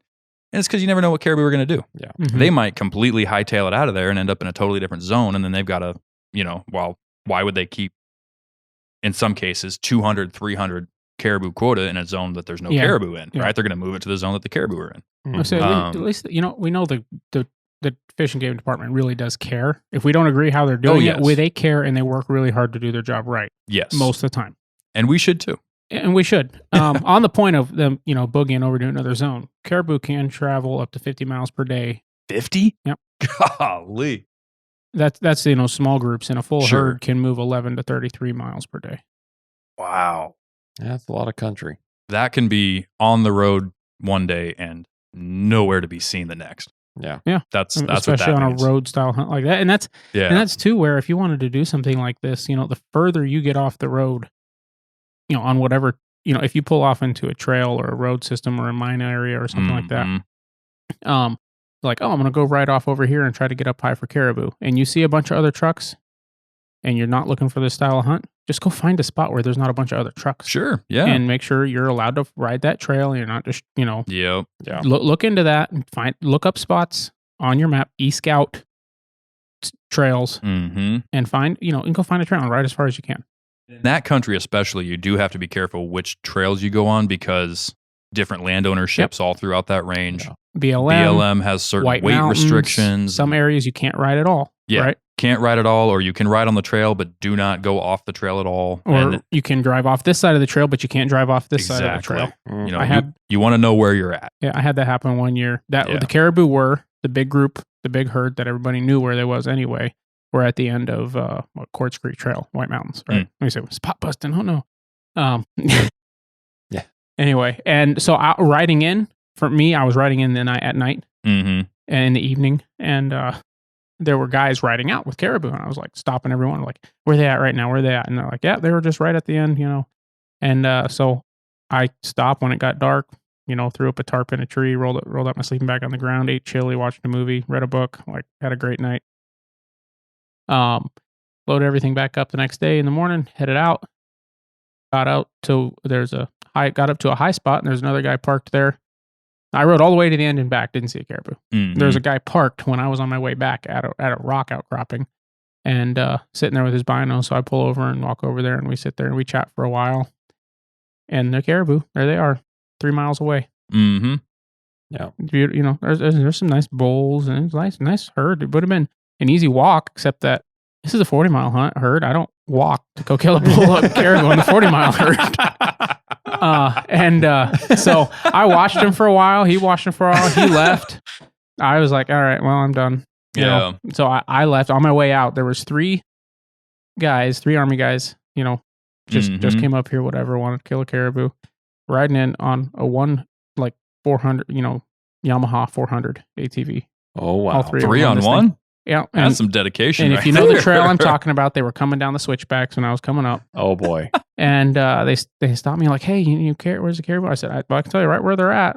And I can tell you how to get, I told them like, hey, if you go in, you park here. If you walk through here, you'll be able to get right up on them. Yeah. I said, it's not worth it for me, but if you guys want to get a caribou, that's what you need to do. And I left, and then I went back in there the next day with, like I said, they move 50 miles a day. Who knows, where they can. Who knows what they'll be the next day. So I went back a day or two later with another buddy, and we went and camped in there for a few days. And while I was on my way back in, there they were on their way out. Yep. With a caribou. Yep. It was a little one, but they hiked up there, shot it, hauled it out. I Yeah. was like, good for them. Well, Yeah. and to that point, I mean, that's a great way to get away from people up there because Oh, there yeah. are Oh, yeah. a lot of Yeah. trails. There's a lot of wheeler trails. There's a lot of places to go, but there's also a lot of room in between there to Yeah. hike. Mm-hmm. And the caribou could be anywhere. I mean, you could go find a trail and just set up and wait for them. Yeah, there's trails know. all over the Whites. Yeah. And you could go find a spot where you won't see Yep. anybody. And they use those trails so often. I mean, some of them are, a foot deep, just dug into the ground just from them using that trail over and over and over again. Find one of those, just sit there and wait for them, or glass them up, follow them, try to get ahead of them if you think you can. Don't try to run ahead of them because they tell you they can walk faster than you can run. Mm-hmm. But no, walking into an area that doesn't have a wheeler trail access is a great way to get away from Yep. people up there. Yeah. If you're looking for a more kind of secluded style hunt on that road. And if you're new up here and you don't have a wheeler, that's also a great way to do it because then especially this year, it looks like they made that 100-foot corridor along that road on for- parts of it. Yeah. for this hunt. Yeah, so but they have the mile marker on this. I can probably post the link to this little page here that I was reading off of in the show notes. But yeah, they've got the mile markers there and everything. But so to make sure you are legal to shoot, but that should take care of a lot of the guys that just stand right on the shoulder. Yeah. You know, you've got to walk at least 100 feet off the road, which try not to cut that line too close because I'm sure there's going to be people up there checking. It's 100 feet from the center line. So make sure you're at least that far off before you try shooting anything. But walking in can be a great way. But honestly, I mean, just one of the most important things with this whole hunt is just be courteous to other people. You know, I mean, understand this is not New York City where we're all wanting to be bumping shoulders as we're trying to get to our favorite restaurant, right? Yeah. Like that's normal there. There's nowhere else to be. Right. Mhm. But here, when you drive up there and there is somebody camped on the road Yeah. because the pullout happened to be full and they didn't want to go find a different spot, Mm-hmm. and you set your tent up on the road, On a corner. on a corner, Oh, goodness. on a steep part where you can't just get off the road, Mm-hmm. that's not a good look. No. And that's the kind of stuff that gets posted on Facebook. Yeah. That's the kind of stuff that gets a bad name for that hunt. Yeah. We all want this hunt to continue. I would love to see this hunt become something that's fun to go do. You know, it used to just be a meat run. Yeah. You just run up there, you'd hunt your Mhm. caribou when they're on the road, you come home. And everybody, you know, could get along. And Mhm. there was some craziness, you know. Oh, yeah. I mean, there's always been craziness. And there always, I think, will be craziness when Yeah. you get that many people in one area. Right. I mean, I don't know if they allow elk hunting the way we do caribou hunting up here, but could you imagine? Like, I mean, whitetail. There. Yeah. yeah, whitetail aren't running in herds of thousands, though. No, they're not a Like, herd No, animal, But but there's people that are parked on top of each other. Oh, and- sure. Yeah, but that's a deer totally drives different and- style hunt is what I'm getting at. Elk Yeah. would be a lot more of a comparison sake, like a herd animal Could running be. around. Yeah. Like, I don't know. I think the closest thing I've seen to the style of caribou hunting that we do here would actually be I got to kind of witness a bison hunt down in Montana a couple of years back. We were down visiting Yellowstone, and it just happened to be at the time when the subsistence bison hunt was going on for the people that live just outside of the park, and the bison were actually migrating off of the park. And Perfect. it was a perfectly legal activity, you know. And so, but we were driving through this road that leaves the park and everything, and it was awesome. And there was just guys, you know, lined up, and you just saw them kind of in their rifles, and the bison were migrating across just a little ways ahead. It was cool. I was like, man, I wanted to stop and watch the whole thing, but we had a plane to catch. So Yeah. but that would probably be the closest thing. And the thing there, I mean, it was a subsistence hunt that everybody that had it, I'm assuming, knew each other or knew of each other. You know, Yeah. they were all being polite. They were all on the same area of the road. Yeah. Seemed to be working together fine. Like, that's kind of what this should be up there. Is, yeah, there's going to be a lot of people. But one big thing is don't be racing to the caribou. If you see somebody that is lined up for a shot, don't stand up and try to wing a shot at the same caribou. Mm-hmm. Yeah. That's a good way to start a real big fight out there. Yeah. Or wound a caribou. Mm-hmm. I've told this story before, probably, but my wife and I were up there and we were gearing up to go on a hike towards this band that we saw bedded down on a hillside. Guarantee that hillside was 1,250 yards away at least. And we had a group of guys pull up behind us, and we were just parked on the side of the road. And they started winging freehand shots at these caribou, trying to get one down before we hiked in there. Wow. And there's just no need for that. You know, there's no reason to. And I don't know, maybe they just didn't understand that you need a rangefinder in that country. Yeah. Which you do. Mm-hmm. 100% need a rangefinder in that country. I don't know if there's an excuse for anyone not to have a rangefinder anywhere anymore. As cheap as some of them are these Yeah. days. And I mean, yeah, the $250 rangefinder isn't going to range 3 miles, but guess what? You don't need to range 3 miles. Right. You can Like- buy a cheap $100 and something rangefinder at Walmart Mm-hmm. that will range out to 300 yards. Yep. And that's fine. Yep. Just get something. Because if you hit that button and it gives no range, guess what? It's too far. Yeah, it's too far. Like, It's real simple. yeah, I had one like that. It was an old Nikon, and it Yeah. took me forever to replace that thing because it would range out to about 520 yards. Was as far as I could get it to go. Keeps you honest, though. And if it just came back with a dashed line and, not able to range, I was like, oh, it's too far. Yep. Yep. I just don't need to be shooting at that. And then I would just keep getting closer until I could range it. And Mhm. I knew exactly what my holdover was. I knew exactly where I was at. And it was perfectly kept, like you just said it perfectly, kept me honest. Yeah. So Well, that's where like the 100 foot thing on the road. Like, mhm. what's easier than walking off the road, sticking around, and like, am I further than what? 94 yards? If I'm 94 yards, I'm clear, Mhm. right? And if Yeah. you're ready, 100 feet is not 94 yards. it's not 94 yards. You're right. 34 yards. You're right. Yeah. Mm-hmm. Okay. It's 90 feet plus a few yards. Yeah. The math isn't mathing. There you go. Hey, it's been a long day. Yeah. But Okay, so then you walk off the road 50 paces, Mhm. and now you're well clear of Yeah. 100 feet. yeah, as Sure. long as Yeah. you're not 50 really paces. short, Yep. Yeah. That's not that big of an ask. it's not. Yep. But that guarantees that you don't have bunches of people just sit right off the berm of the road, all Right. lined up, Revolutionary War style, waiting to open up. And we all laugh, but we've all seen it. Yep, we've seen it. And honestly, that is a better solution than people, because I have seen it where you've got the firing line, Mhm. and then somebody decides to walk down the hill, Yeah. and then now you're in front of the firing line. Like, I don't know if you just thought everybody was Yeah. going to not shoot their caribou because you This two is- decided to walk down the hill. This is but- not a rifle range. You can't just yell all clear and then walk down. right. That's not how that Yeah. works. Yeah. No, so being aware of the people around you, being aware of the people in front of you. If you're not shooting right now, look for the people who are shooting. Yeah. If you are shooting, look for the people who aren't shooting. Yeah. Just be safe out there. I mean, I don't know of any confirmed cases of anybody getting hurt there yet. I've heard rumors. I've heard unconfirmed stories. Yeah. But it's with that many people in one area, it gets real hard to keep everybody on the safe path, right? Like, Yeah. somebody's going to get too excited. Somebody's just not going to know what they're doing. Mhm. Maybe they're a new GI like I was up here, right? And they're just going up there and winging it because they can't find anybody that'll take them up there, and they know it's a thing that they can go do.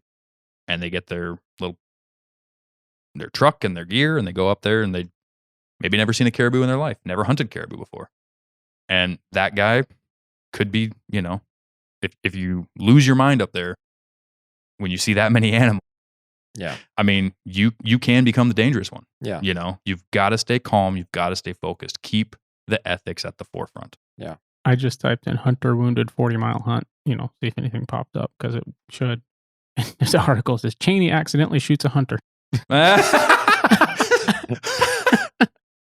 That was so long ago. I know. I'm like, what? Wow. I was a kid when that happened. We're gonna catch. We're gonna catch Dick Cheney, and we're gonna bring Dick Cheney to justice.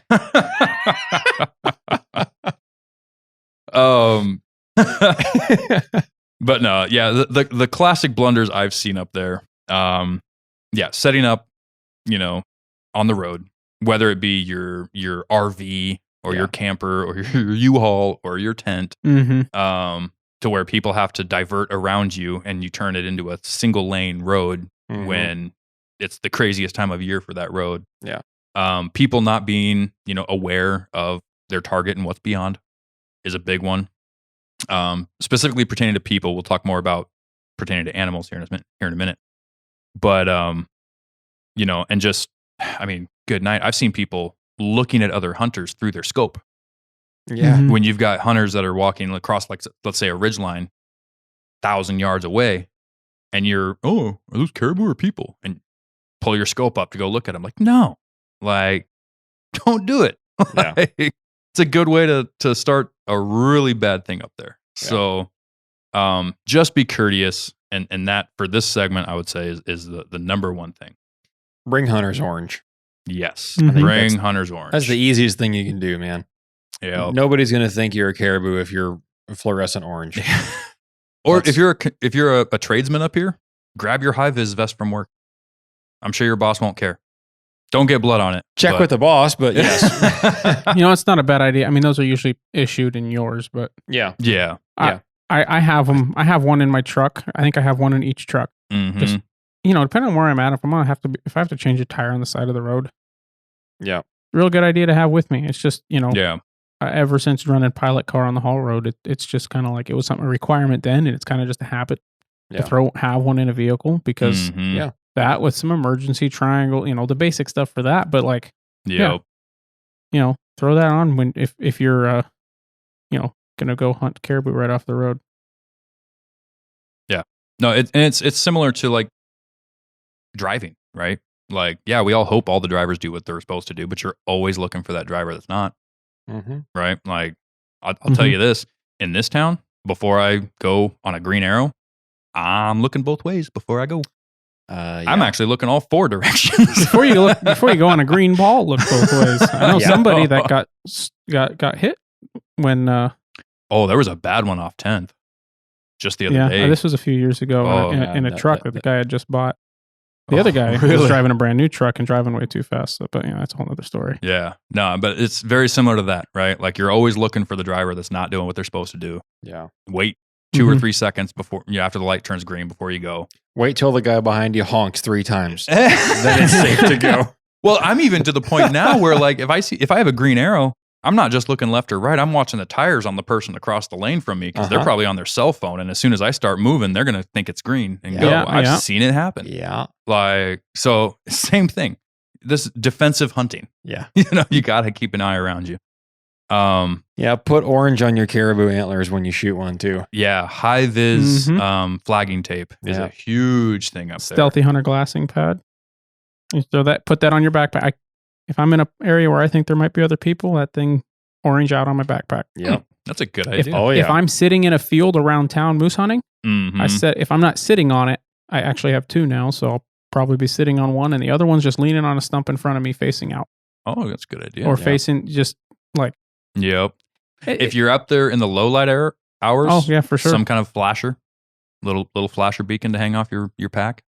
Because that's the other thing. If you're hiking a head out and it's waning light because it's getting into fall time. Yeah. They might not see the flagging What I tape. used to do is I would just take off my orange vest and I would just wrap it around the antlers. That way, anybody that looks at that rack sees an orange safety vest. And even in low light, they're going to notice that and they're not going to shoot at it. Yeah. Because caribou aren't really raking orange safety vests that time of year, but It's a color-phased caribou. No, but they sell those little safety LED flashers. The little beacons. Yeah, I mean, they weigh nothing. Yeah. And I mean, if you're going to be out there night hiking a caribou out, it's not a bad idea to have that on you.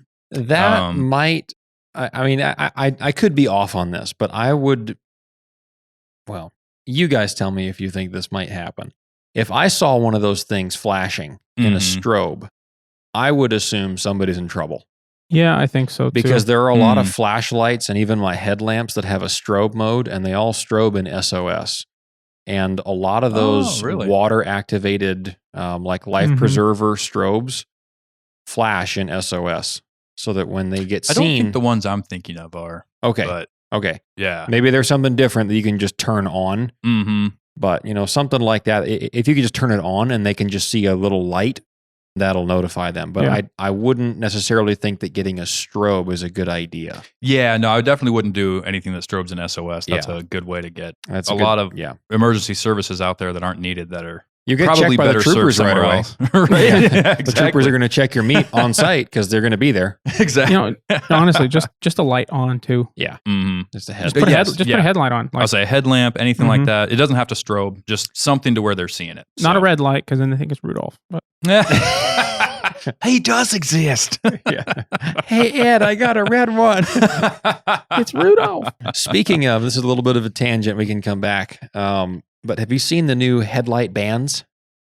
Oh, yeah. They're like light bars for your face. The light bars. Yeah. Dude, I want one of those so bad. My boss got one. Really? It looks awesome. It's hard Which brand did he go with? Because I found so many cheap I can't ones. remember, but it wasn't a cheap one. Yeah, there's a couple of nice ones out there. Yeah. But This one looks nice. It's Yeah. well built. It's not real flimsy. mhm. And it's got several different light settings, and you can turn off like the sides and just have it focused on the front. Nice. I've thought, Turn off the flood, turn on the spot. for doing Yeah, a buddy. moose in the dark, I was just How gonna have say. I never heard of because there's so Oh. much. Have you not heard of these No. tech guys? Oh, dude, it comes I from know, like right? like the temple of your face to the temple to temple on either side. Yeah. And it's just Like- it's just a light bar. Literally Head- a light bar. these? It's like a big halo. Yeah. headband.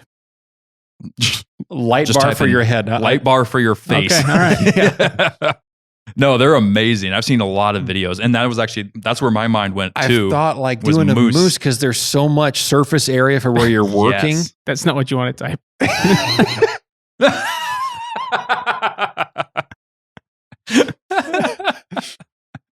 Uh,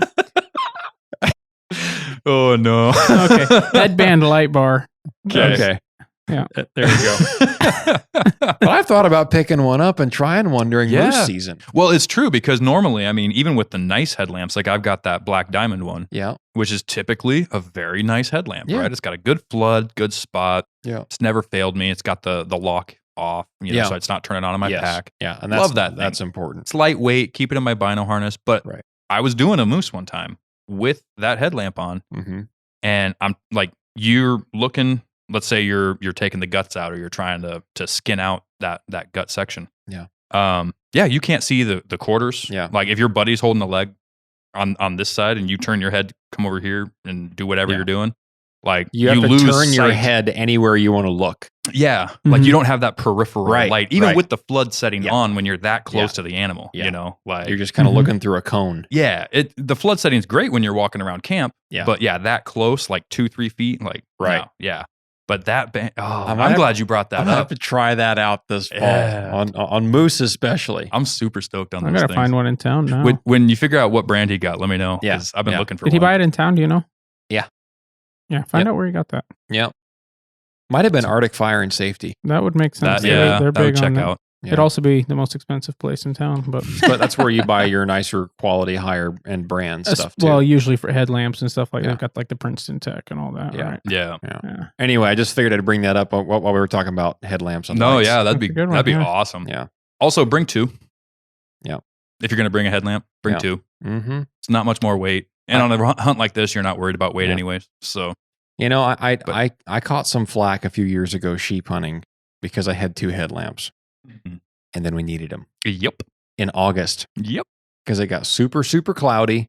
Nobody could see inside their tents at night at 1:00 in the morning, and we kept Mhm. having to get up and readjust things in the wind. And we needed headlamps. Mm-hmm. And all of a sudden, everybody was happy that Dalton had brought 2 headlamps. And so, right. yeah. So, anyway, yeah, I even carry them in August because you just don't know. yeah.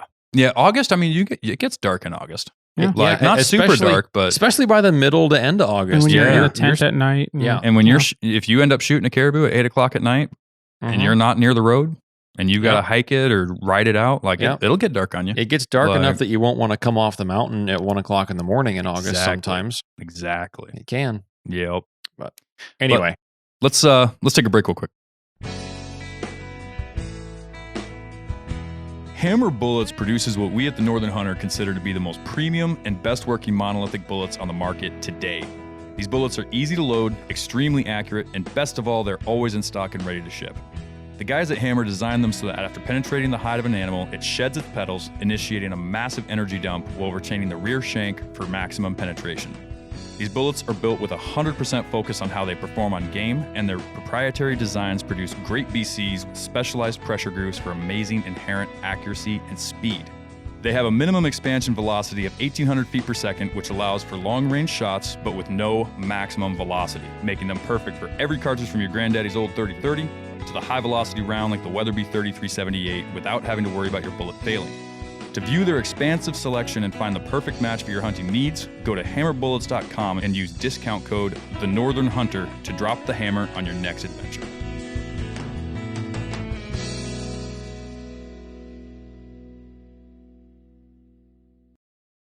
All right, so beyond the basic courtesies when you're doing a group hunt like this, a crowded hunt.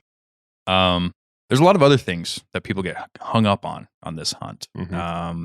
Again, most likely due to negligence, or not negligence, but ignorance and excitement.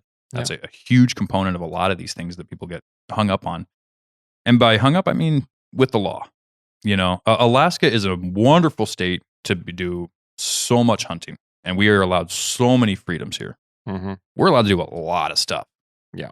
There's a lot of stuff we're not allowed to do, though. Yeah. And one thing to keep in mind is, what are the risks you're taking when you are bending these rules, right? Like, think in mind, for instance, we'll talk about a couple of these in particular, but the first one I wanted to talk about, which is the most common, is wanton waste. You know, we can go into detail on what that means here in a second, but like, you get a wanton waste ticket.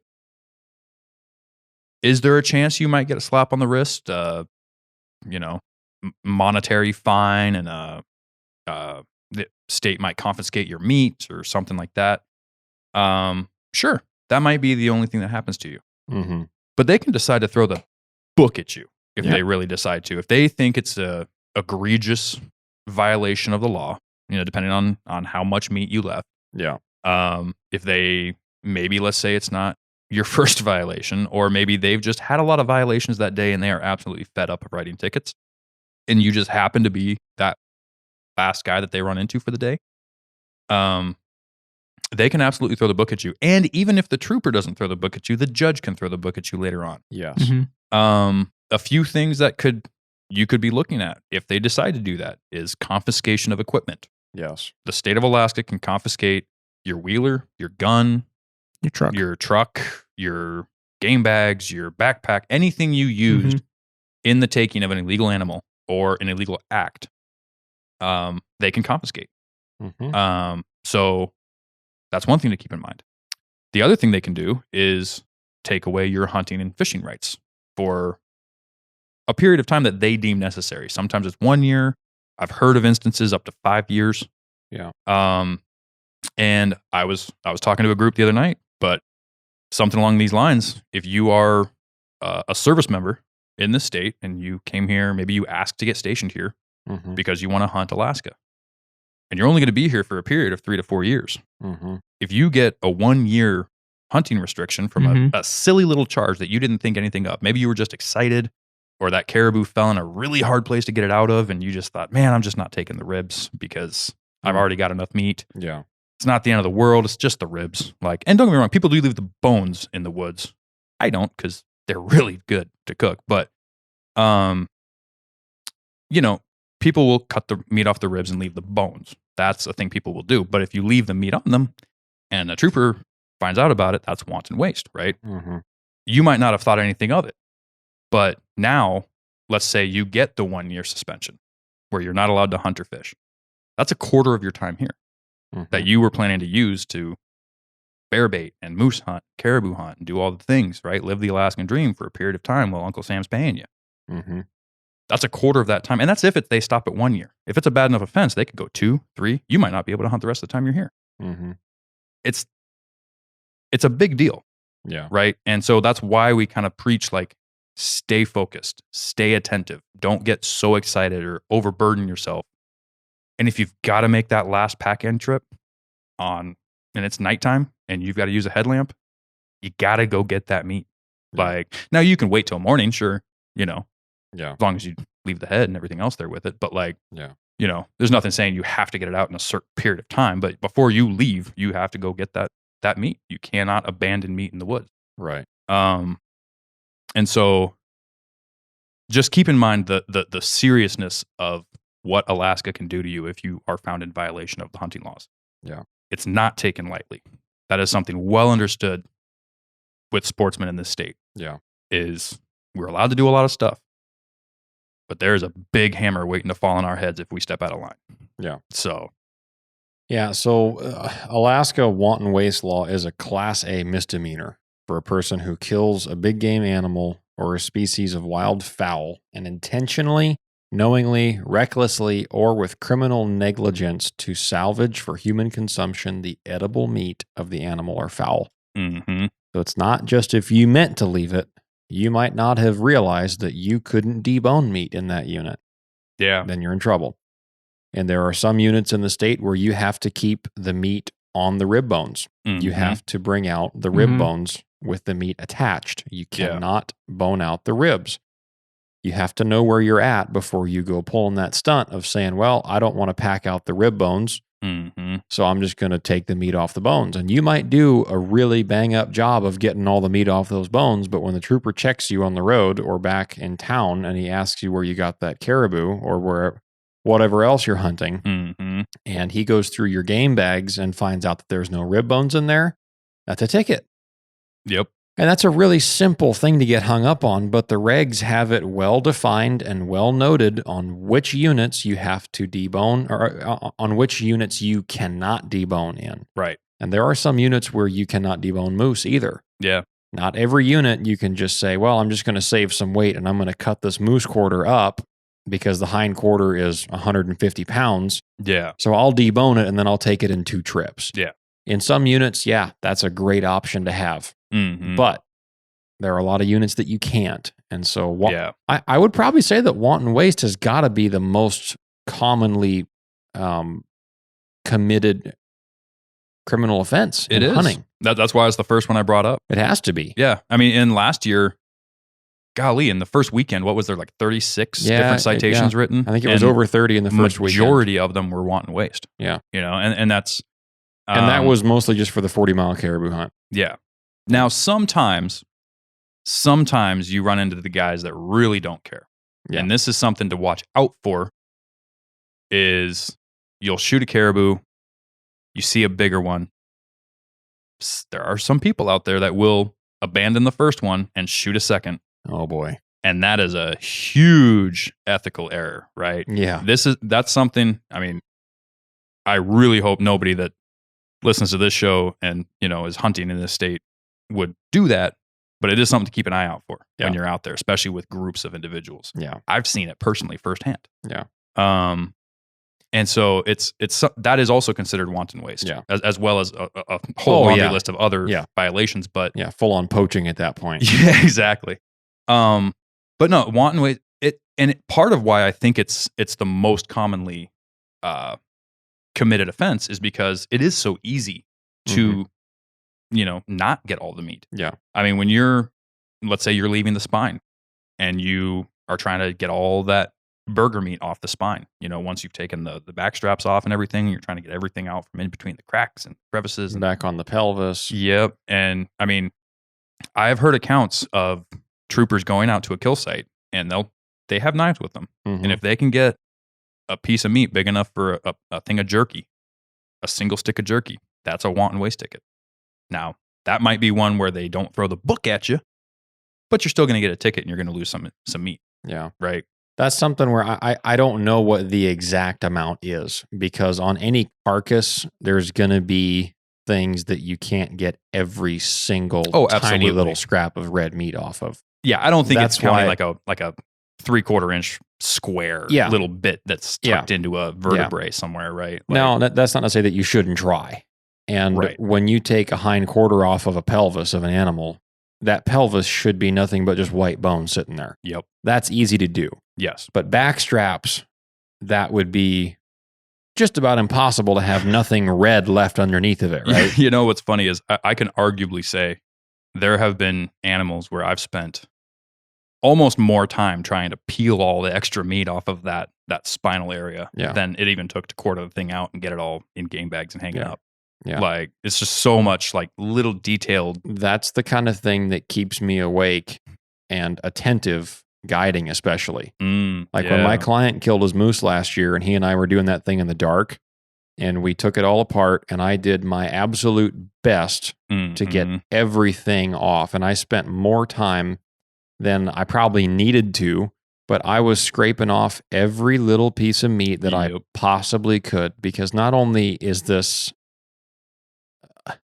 a moose that I have to take care of, but this is a professional capacity that I'm responsible for. Yeah. And so that is by far the one thing. I mean, even above legality, like my biggest fear would always be I never want to be the guy that Mhm. leaves anything that shouldn't be left on a carcass. That's just irresponsible, and that's a poor light and just a bad example for hunters in general. Yes, it is. Because when you get that ticket, the public doesn't know the situation. All they see is, Exactly. hey, so-and-so got a wanton waste charge. And it is public information. Yeah. Yeah. And so for all they know, you left a hind quarter in the field. Right. So Yeah. that's not an offense that you want to make, even on a micro scale, Mhm. because it gives us a bad example. And it's not that hard to do. Yeah. Just spend a little bit of extra time. It's not a race. You don't have to be on the clock and timing yourself. Well, I got my moose done in 2 hours. Yeah. That's great if you can do that. Sure. And there are a lot of guys that can, and even probably some less time than that if they've got a small group with them. Yeah. If you can do it responsibly and get all the meat off in time, then that's awesome. And you. experience builds speed. Yes. Those guys know what cuts to make, when to make them, where to make Yeah. them, and they can just fly through it. Yeah. But But- don't be in a hurry and then Mhm. leave something on there, and then a trooper comes and checks it, and then you get dinged for it. Well, and one thing to keep in mind too, you alluded to this earlier, but just because you got from the trail to the road doesn't mean you got away with it. Yeah. Right? Yeah. They can, one, especially on a hunt like the 40 mile, there's a lot of eyes out there. Mm-hmm. There's a lot of other people wandering around out there. You might have somebody, you're an hour gone back towards the road, roll up on the exact trail you were on, or right by your carcass, Mm-hmm. and they might take pictures and call you in if they think that it was an unethical thing you did. Right? Yeah. Now, one caveat to this is sometimes you've got to make multiple trips out of the field. Right? Yeah. That's an understandable thing. Sure. Everybody understands that. Whether you're on foot and you can't take more than a quarter and a rib at a time, or maybe your wheeler just doesn't have that much space. Maybe you're out there with a passenger on your wheeler and Yeah. you just, whatever the cause may be, you can make multiple trips in and out of the field. As long as you're making an effort to get that meat out, nobody's going to mess with you, right? Right. Don't be afraid to make multiple trips if you have to. That's not what we're talking about. I've done that before. Oh, everybody has. Yeah. Alaska has big animals, Yeah. Whether it's moose, caribou, bears, there's a lot of instances where you've got to make multiple trips. Mm-hmm. You're not going to get hung up in between those trips with a wanton waste ticket if you're making an effort and they see you packing up to your truck and then you're going right back in. Yeah. Nobody's going to care, right? They're not Right. going to mess with you. So don't be afraid of that. What we're talking about is you take only the prime cuts of meat that you want to bring home. Yeah. And you're trying to get away with it. If you are in the truck rolling back into Fairbanks, the troopers can tell you, hey, we need to see the kill site. This doesn't look like all the meat that came on this caribou. Yeah. And they've seen a lot of caribou. Mhm. They can gauge the size. They know how much meat's there. Yep. Figure out how much meat is supposed to be there. Yep. This doesn't look like all the meat. Let's go see that kill site. Yeah. And you do have to take them back there. Even if you don't have to take them back there, you have to tell them where it's at. Give them because coordinates they or have give to- them guidance. They're going to go there. Yeah. They're- And they- yeah. And they will check. So They're going to go look at it. if another hunter doesn't find it, a trooper might. Yeah. The other thing is honestly reporting on yourself. Mm-hmm. If you shoot something, say it's the caribou hunt, not every caribou that has antlers is a bull. Correct. And the 40 mile and even the Dalton Highway, where there are bull only zones. Mm-hmm. I know. I think up north is. I think that's all bull only. I can't remember, to be honest with you. I think it changes depending on where you're at. Yeah. How far north. That's you are, something but I haven't looked into a Yeah. whole lot for A non-residents. lot of the harvest ticket Yeah. hunts are bull only, though. I will attest to that. But if you happen to shoot a caribou with antlers that you think is a small bull and you go up to it and it's a cow, Mm-hmm. don't do the look over your shoulder and, okay, did anybody see me shoot that? All Yeah. right, let's just leave this one here. Yep. Because you also have to leave evidence of sex attached to the meat. Yes. And so you obviously can't do that if there's not evidence on the meat quarters that it was a bull. Yes. Whether you leave one of the testicles on a quarter. I like to do it where I have a testicle on each hind quarter. Yes. That's a good way to do it. And then have the sheath on one of them. Mm-hmm. And that's a foolproof way to do that. That way, if one of them pops off of one of the quarters, you've still got another one with it on there. Yep. Which, Which happens a lot. yeah, you that, know, that I mean- does happen. You strap that game bag down to your wheeler, and let's just say, Yeah. gets hung up in the rack, the cargo rack. Yeah. Guess what? Tears it Like, off. yep. Yeah. You're going down a long trail probably. Once it's not attached, it doesn't count anymore. Exactly. So, but if you do make a mistake, self-report, turn Mhm. yourself in and be honest about it. Yeah. I think I've told the story before, but we're 100 episodes in, and not everybody that's listening now has always been listening. So it's nice to be at this benchmark, by the way. Anyway, there was a guy that I know of. I don't know him personally, but I know a fella that knows him. And he was on a sheep hunt years back. And the fella that he was with shot a ram that was sublegal. And they Mhm. realized that when they walked up to it. They thought it was full curl. Walked up to it. It was not. It was not 8 Mhm. years old. It was not full curl. And the guy's decision that shot it was, I screwed up. I don't want to pay for this.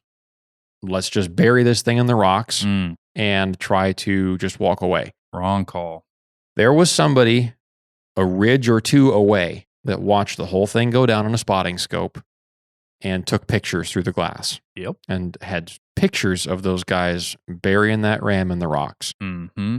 In reached the troopers, and the troopers were waiting for those guys when they came out. Yep. They were there, and they got in huge trouble. Yep. You're talking like license suspended, firearms confiscated, packs, spotting scope, tent, everything used on that sheep hunt that those guys had was taken away, and they lost their hunting licenses for years because of that. Because that is intentionally trying to get away with poaching at that point. They can't trust you to do the right thing, so you don't get to go. Yeah, exactly. Yeah. You lose that trust, you lose the privilege. Exactly. It's as simple as that. So Yep. just be honest. And really, I mean, there's a lot of information out there about judging legality in Alaska, whether it's Mhm. moose or cow versus bull caribou. If you have questions about that, there's pamphlets about that. Dull sheep, there's no shortage of information about dull sheep if you're out there as a resident, or if you're out there hunting with a family relative that counts as next of kin, and you're not guided. If you're guided, then that falls on your guide and his responsibility to judge the legality. Yeah. But if you're a DIY resident fella, you need to be up to school on your sheep regs and what is legal. And if you make a mistake, just come out with it. Just be honest. Well, and I've heard no less than 3 separate accounts of sublegal moose being shot, where the individual shot the moose, thought it was legal for whatever reason, maybe from miscounting brow tines to misjudging width, and all kinds of different stuff, right? And by the time they got to the moose that they had shot, either other hunters or actual troopers were there with them saying, "A little small, isn't it?" Yeah.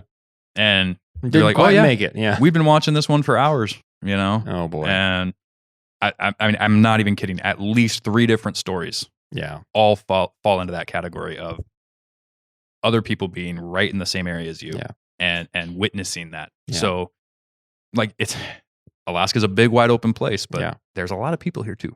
Like, not compared to other states, but like, there's enough here. It only takes one or two being in the same valley. You might think you're a tough old mountain man and you're out there where nobody else is. There's a lot of guys in this state that are tougher than all of us in this room. Exactly. By leaps and bounds. And they're out there in the same places and even farther in than we are. Mm-hmm. There's somebody around. Yeah. Now, to wrap up the want and waste part, easiest way to avoid getting that is simply don't waste anything. Yeah. Stay focused. Even if it falls, let's say, I mean, there's very steep areas here in the state, and especially in caribou country. If you shoot that thing and it tips over and down into a steep valley and it's a pain in the butt to get out of there, guess what? You still got to. Yeah. Mm-hmm. Stay committed, stay focused. Don't cut corners. Yeah. Cut meat, right? Yeah. And just get everything out of there that you're supposed to. You'll never have to worry about a want and waste ticket. Yeah. But you made a great transition into the second most common ticket that's given out, especially with caribou hunts, which is shooting the wrong sex caribou. Mm-hmm. Easily number 2, if not competing for a number 1 spot. Yeah, could is be. people going up there and shooting cows when it's a bull only. Yeah. Now, this isn't just for the 40 mile. This is for a lot of caribou hunts. Yeah. I mean, people do this all over the state because caribou is a fan favorite of non-residents. Mm-hmm. And non-residents are not typically used to seeing female animals that have antlers. Mm-hmm. So you get out there, you're excited. Oh man, I see caribou. I see antlers. Boom. And next thing you know, it's not a male. Right. It's not a bull. The easiest way to avoid that is honestly just shoot for big antlers. Yeah. Don't settle for a small one. Yeah. Small bulls and cows look very similar. Mhm. Yeah. There are ways to tell the difference, but it's really hard. You've got to have a learned eye. You've got to know what you're looking at.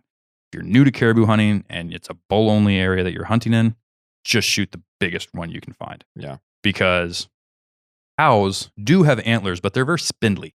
You know, they're not going to have those real thick beams that come out and like curl forward and have the palmations on the end and the shovels and all this stuff. It's going to be little nubs. Yeah, they're spindly. They're thin. They're dainty. They're ladylike, you know? And so it's like 16, 20 inches long. Yeah. Real skinny. You look at the body size compared to the antler size is one big giveaway. Yeah. You know, I mean, male caribou have the largest antlers for their body size of any deer species. Yeah. It's unmistakable. Yeah. Cows, even a big cow, they're not going to look like a bull. No. So shooting big bulls and not settling for small is a good way to make sure you're safe. Yeah.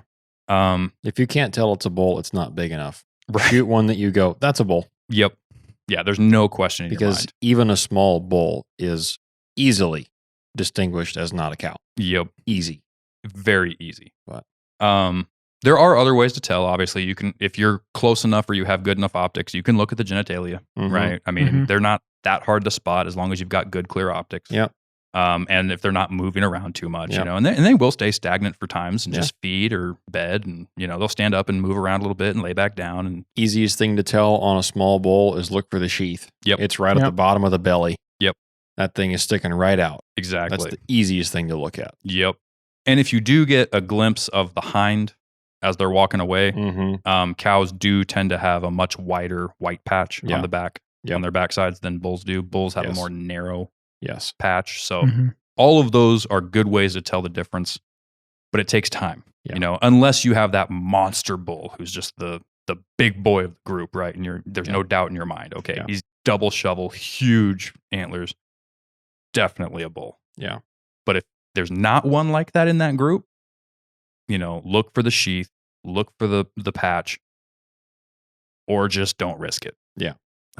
Mike said it several times in the mentorship program night the other night. When in doubt, don't. Like, it's just not worth it. Yeah. Because you're looking at these tickets that we just talked about, these potential, you know, punishments. It's not worth the risk. No. You know, just because you were excited. Yeah. Like, you don't want especially if it's your first caribou, man, like you don't want that first experience to be a negative one. Right. Make sure you know what you're shooting. Yeah. And those two are by far what I've heard the most issues of. Yeah. I think there's probably two other things that don't take up very much time, but we can just quickly glance over them here. Our removal of trophy before meat, and then shoot throughs. Yep. Because caribou are super thin skinned. They are very easy to kill, and they're very easy to shoot straight on through. Yes. If you're shooting a hammer bullet, Magnum, hammer bullet, or a Barnes bullet, or a Hornady CX, or a Nosler AccuBond, or a Federal Terminal Ascent, anything that is really of any size, period, even if it's a core locked, you can shoot straight through a caribou with a 270 and a Remington core lock and hit another caribou behind it. Yeah. And kill it. Yep. So know what's behind it. Don't shoot into a group where you've got a bull for sure that you're going to hit first, but it's 100-yard shot and you're shooting a 300 Win Mag. Sure. With a tough bullet. You're going to shoot through that bull. Yep. Unless you hit heavy bone on the entrance and exit and hit shoulders the whole way, or if you're shooting it from the rear end and forward on a Texas heart shot, you might not shoot all the way through it. But you might. But you might. Yeah. You could. It's not unheard of. No. Yeah. But be careful on shoot throughs. Don't shoot into a group where you might shoot through and hit another one. Yeah. And then don't get antsy and think that you need to get the trophy out before all the meat. That's another common one, and that's not just caribou, but that's every animal up here. You cannot remove the trophy before the meat is out. Yes. First, if you make it all out in one trip, then you can take it all out. Sure. But if you're packing out in trips or wheelering out in trips, The trophy has to come out last. Yeah. The head and hide are the last trip, always. Yes. So don't get hung up on that. Yep. Yeah. If the trooper, especially on this 40 mile, Yeah. they're patrolling that road and they're patrolling the trails too, but there's always a guy patrolling the road. Yeah. And if he sees you wheeling up with a couple of game bags with no game bags and a head, and he looks in the back of your truck and there's no game bags in the back of your truck yet, That's a ticket. that's a ticket. Yeah. So The other thing that we saw last year when we were looking at the trooper records was some of those were double up fines a Where- lot of them. where they had gotten written up not only for wanton waste, but for removal of the trophy before all the meat was Mhm. removed from the field. Yep. Because if you take out the head and then they go back in and they find that you left meat on the carcass, Right. you're not just getting fined for wanton waste. Now you're getting fined for also extracting the trophy before all the meat was removed. Well, and this is where you get into that zone where they do start throwing the book Yeah. at you, because they know they're going in there to check if the meat's still there because you Yeah. brought the head out. Yep. And even if you try to lie and say, "Oh no, the meat's already headed to town. My buddy took it." Yeah. Right. Yeah. They're gonna find out. Yeah. And so they're already doing that. Yeah. Then you get the wanton waste, and then who knows what else. That's when they start finding all kinds of stuff that you Yeah. did wrong. Because you were not forthcoming if you made a mistake, Mhm. Right. then they're finding it out themselves, and that's always going to be a ticket. Right. And the funny thing with that one too is that doesn't just mean taking the head all the way home No. before the meat. That means taking the head away from the kill site before the meat. There was the story just told not long ago of the camp. Mm-hmm. I don't remember, was it Mike telling this story? But he could see the game bags up on the hill. Yep. Or not him, but somebody he knew maybe. Mm-hmm. But they could see the game bags on the hill. Yeah.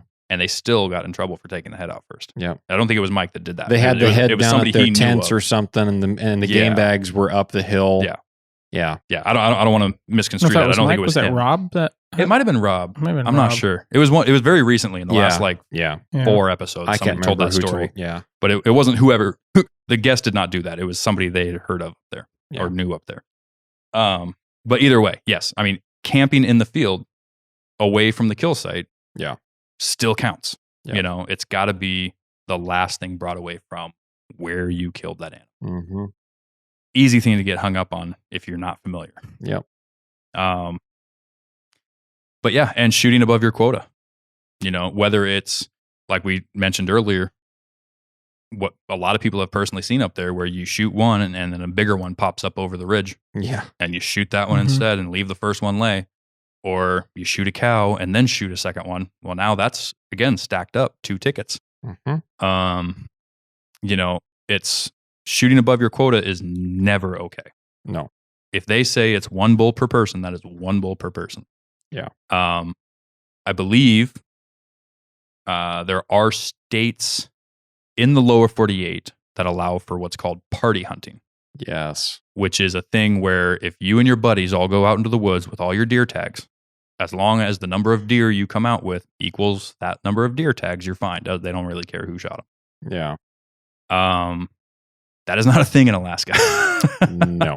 So, And I don't know which states you could do that in. I've heard about that a lot, and I don't know that it's a current law or if I- that's the way it used to be in certain states. and I've heard of guys up here that talk about that. Oh yeah, no, we just all go out and we have X number of tags, and Mhm. if we get one, then that's the group's moose, Right.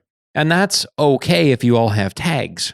Yeah. But it's not okay, and this is not something that any of us have done. But you hear of people asking if they can come up and hunt with a family member, and they're from out of state, but they don't want to pay the money for an out of state tag. Mhm. So they want to come up and shoot a moose on your tag.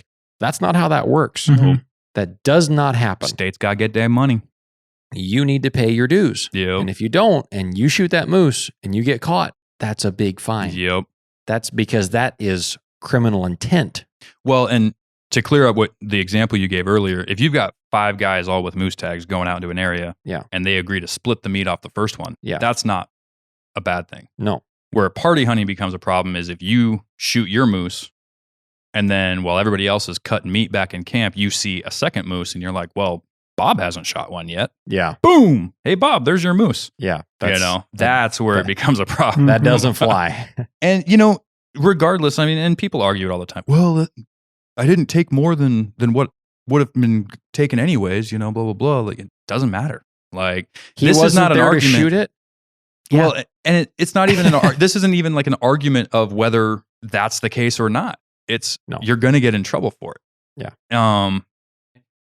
You can argue it all you want all the way to the courtroom, but it's probably not going to matter.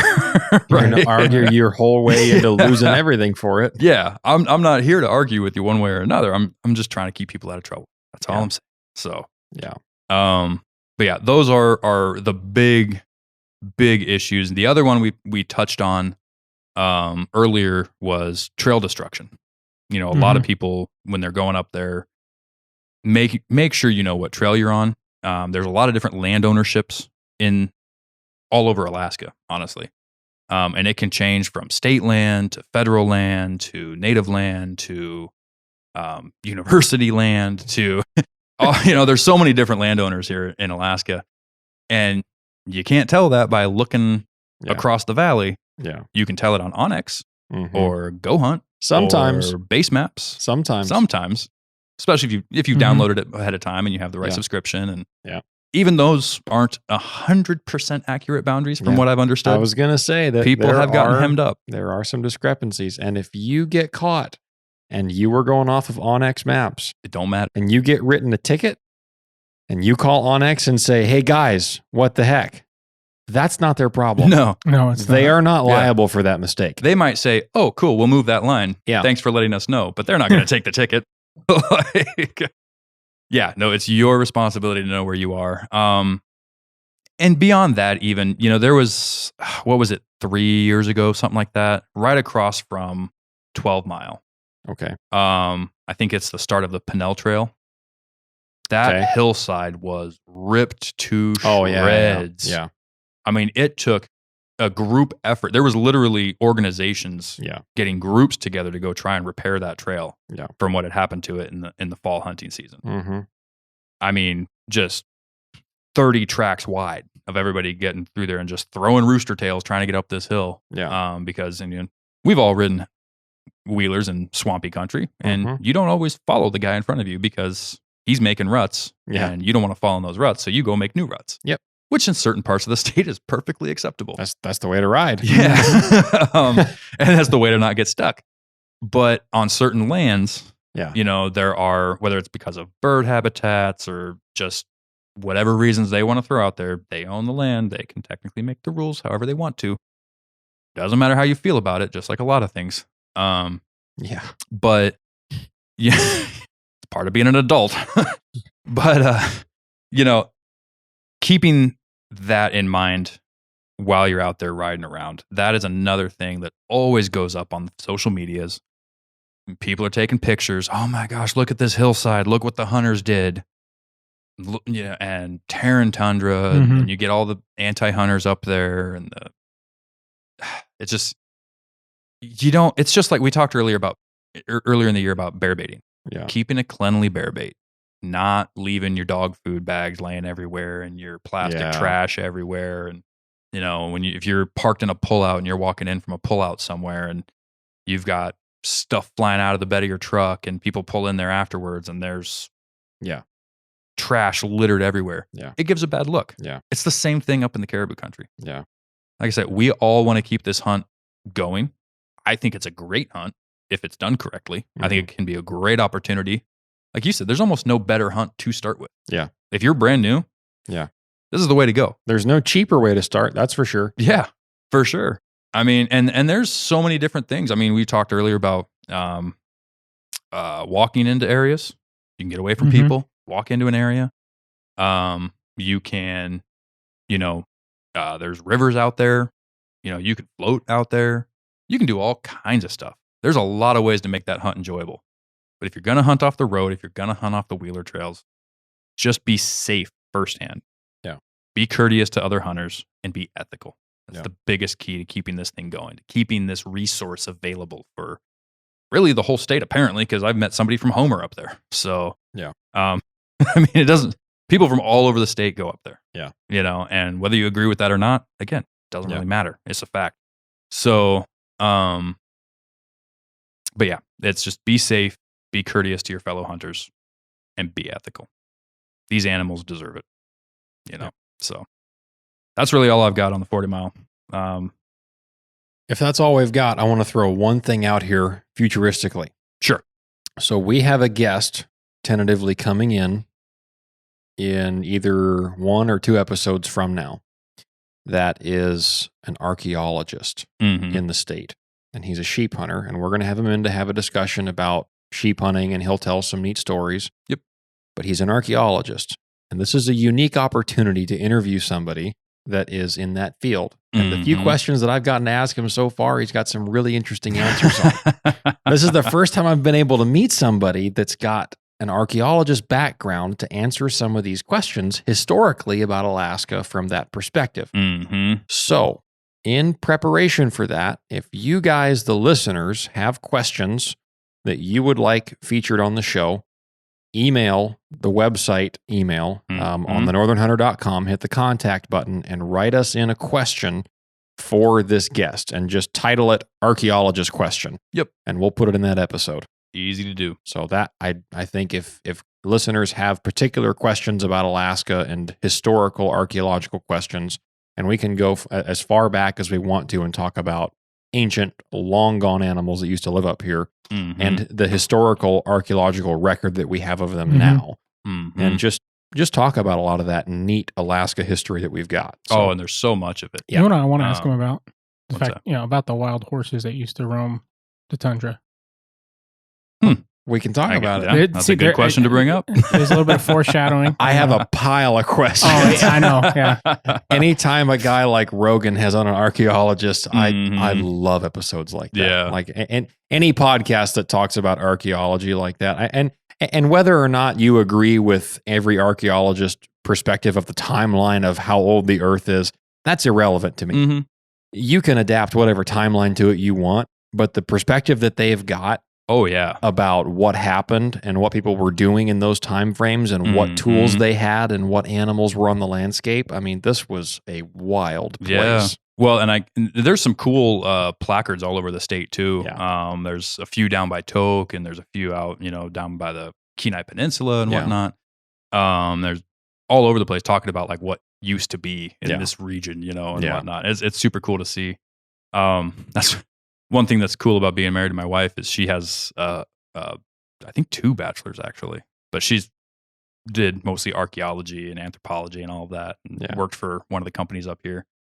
Not for quite as long as this guy, from what I'm told, but still she was on dig sites and stuff, and just the facts she can rattle off. I mean, it's like you can pull a bone out.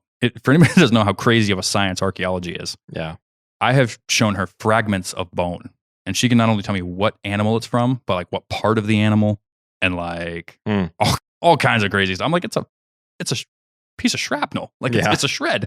Like, how did you know? But that's these people, the training they go through, it's insane. And like the history of Alaska, especially, I mean, from like you pointed out with the different animals, I mean, moose weren't always here.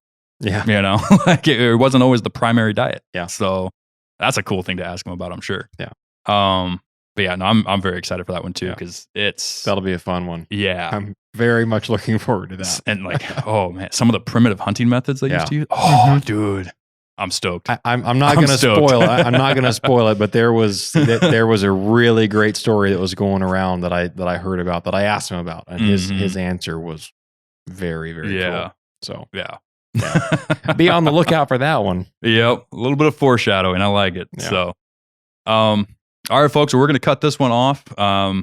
Thank you so much for hanging in there with us this week. We rehashed everything that was lost in last week's episode, and any questions you guys might have had about going up there. Mostly just about ethics and safety. That's a huge thing up there. If you're curious, more so, let's say this is your first episode listening to us and you're curious about meat care and hide preservation while you're up there. We covered a lot of that stuff in just the episode prior to this one with Rob Morris. Specifically for the fall seasons when you're going to be out there for a couple of days, maybe an extended period. Yeah. Maybe you shoot your animal on the first day of a 10-day hunt, So go listen to that one if you have not listened to episode 99 already. A lot of great pointers in there going forward. So, and before we jump off entirely, don't forget to hit that link in the description if you have not already and buy your tickets for the Full Draw Film Tour coming to Fairbanks on August 1st. It's going to be a great time. We're all going to be there. A lot of cool videos, some cool prizes.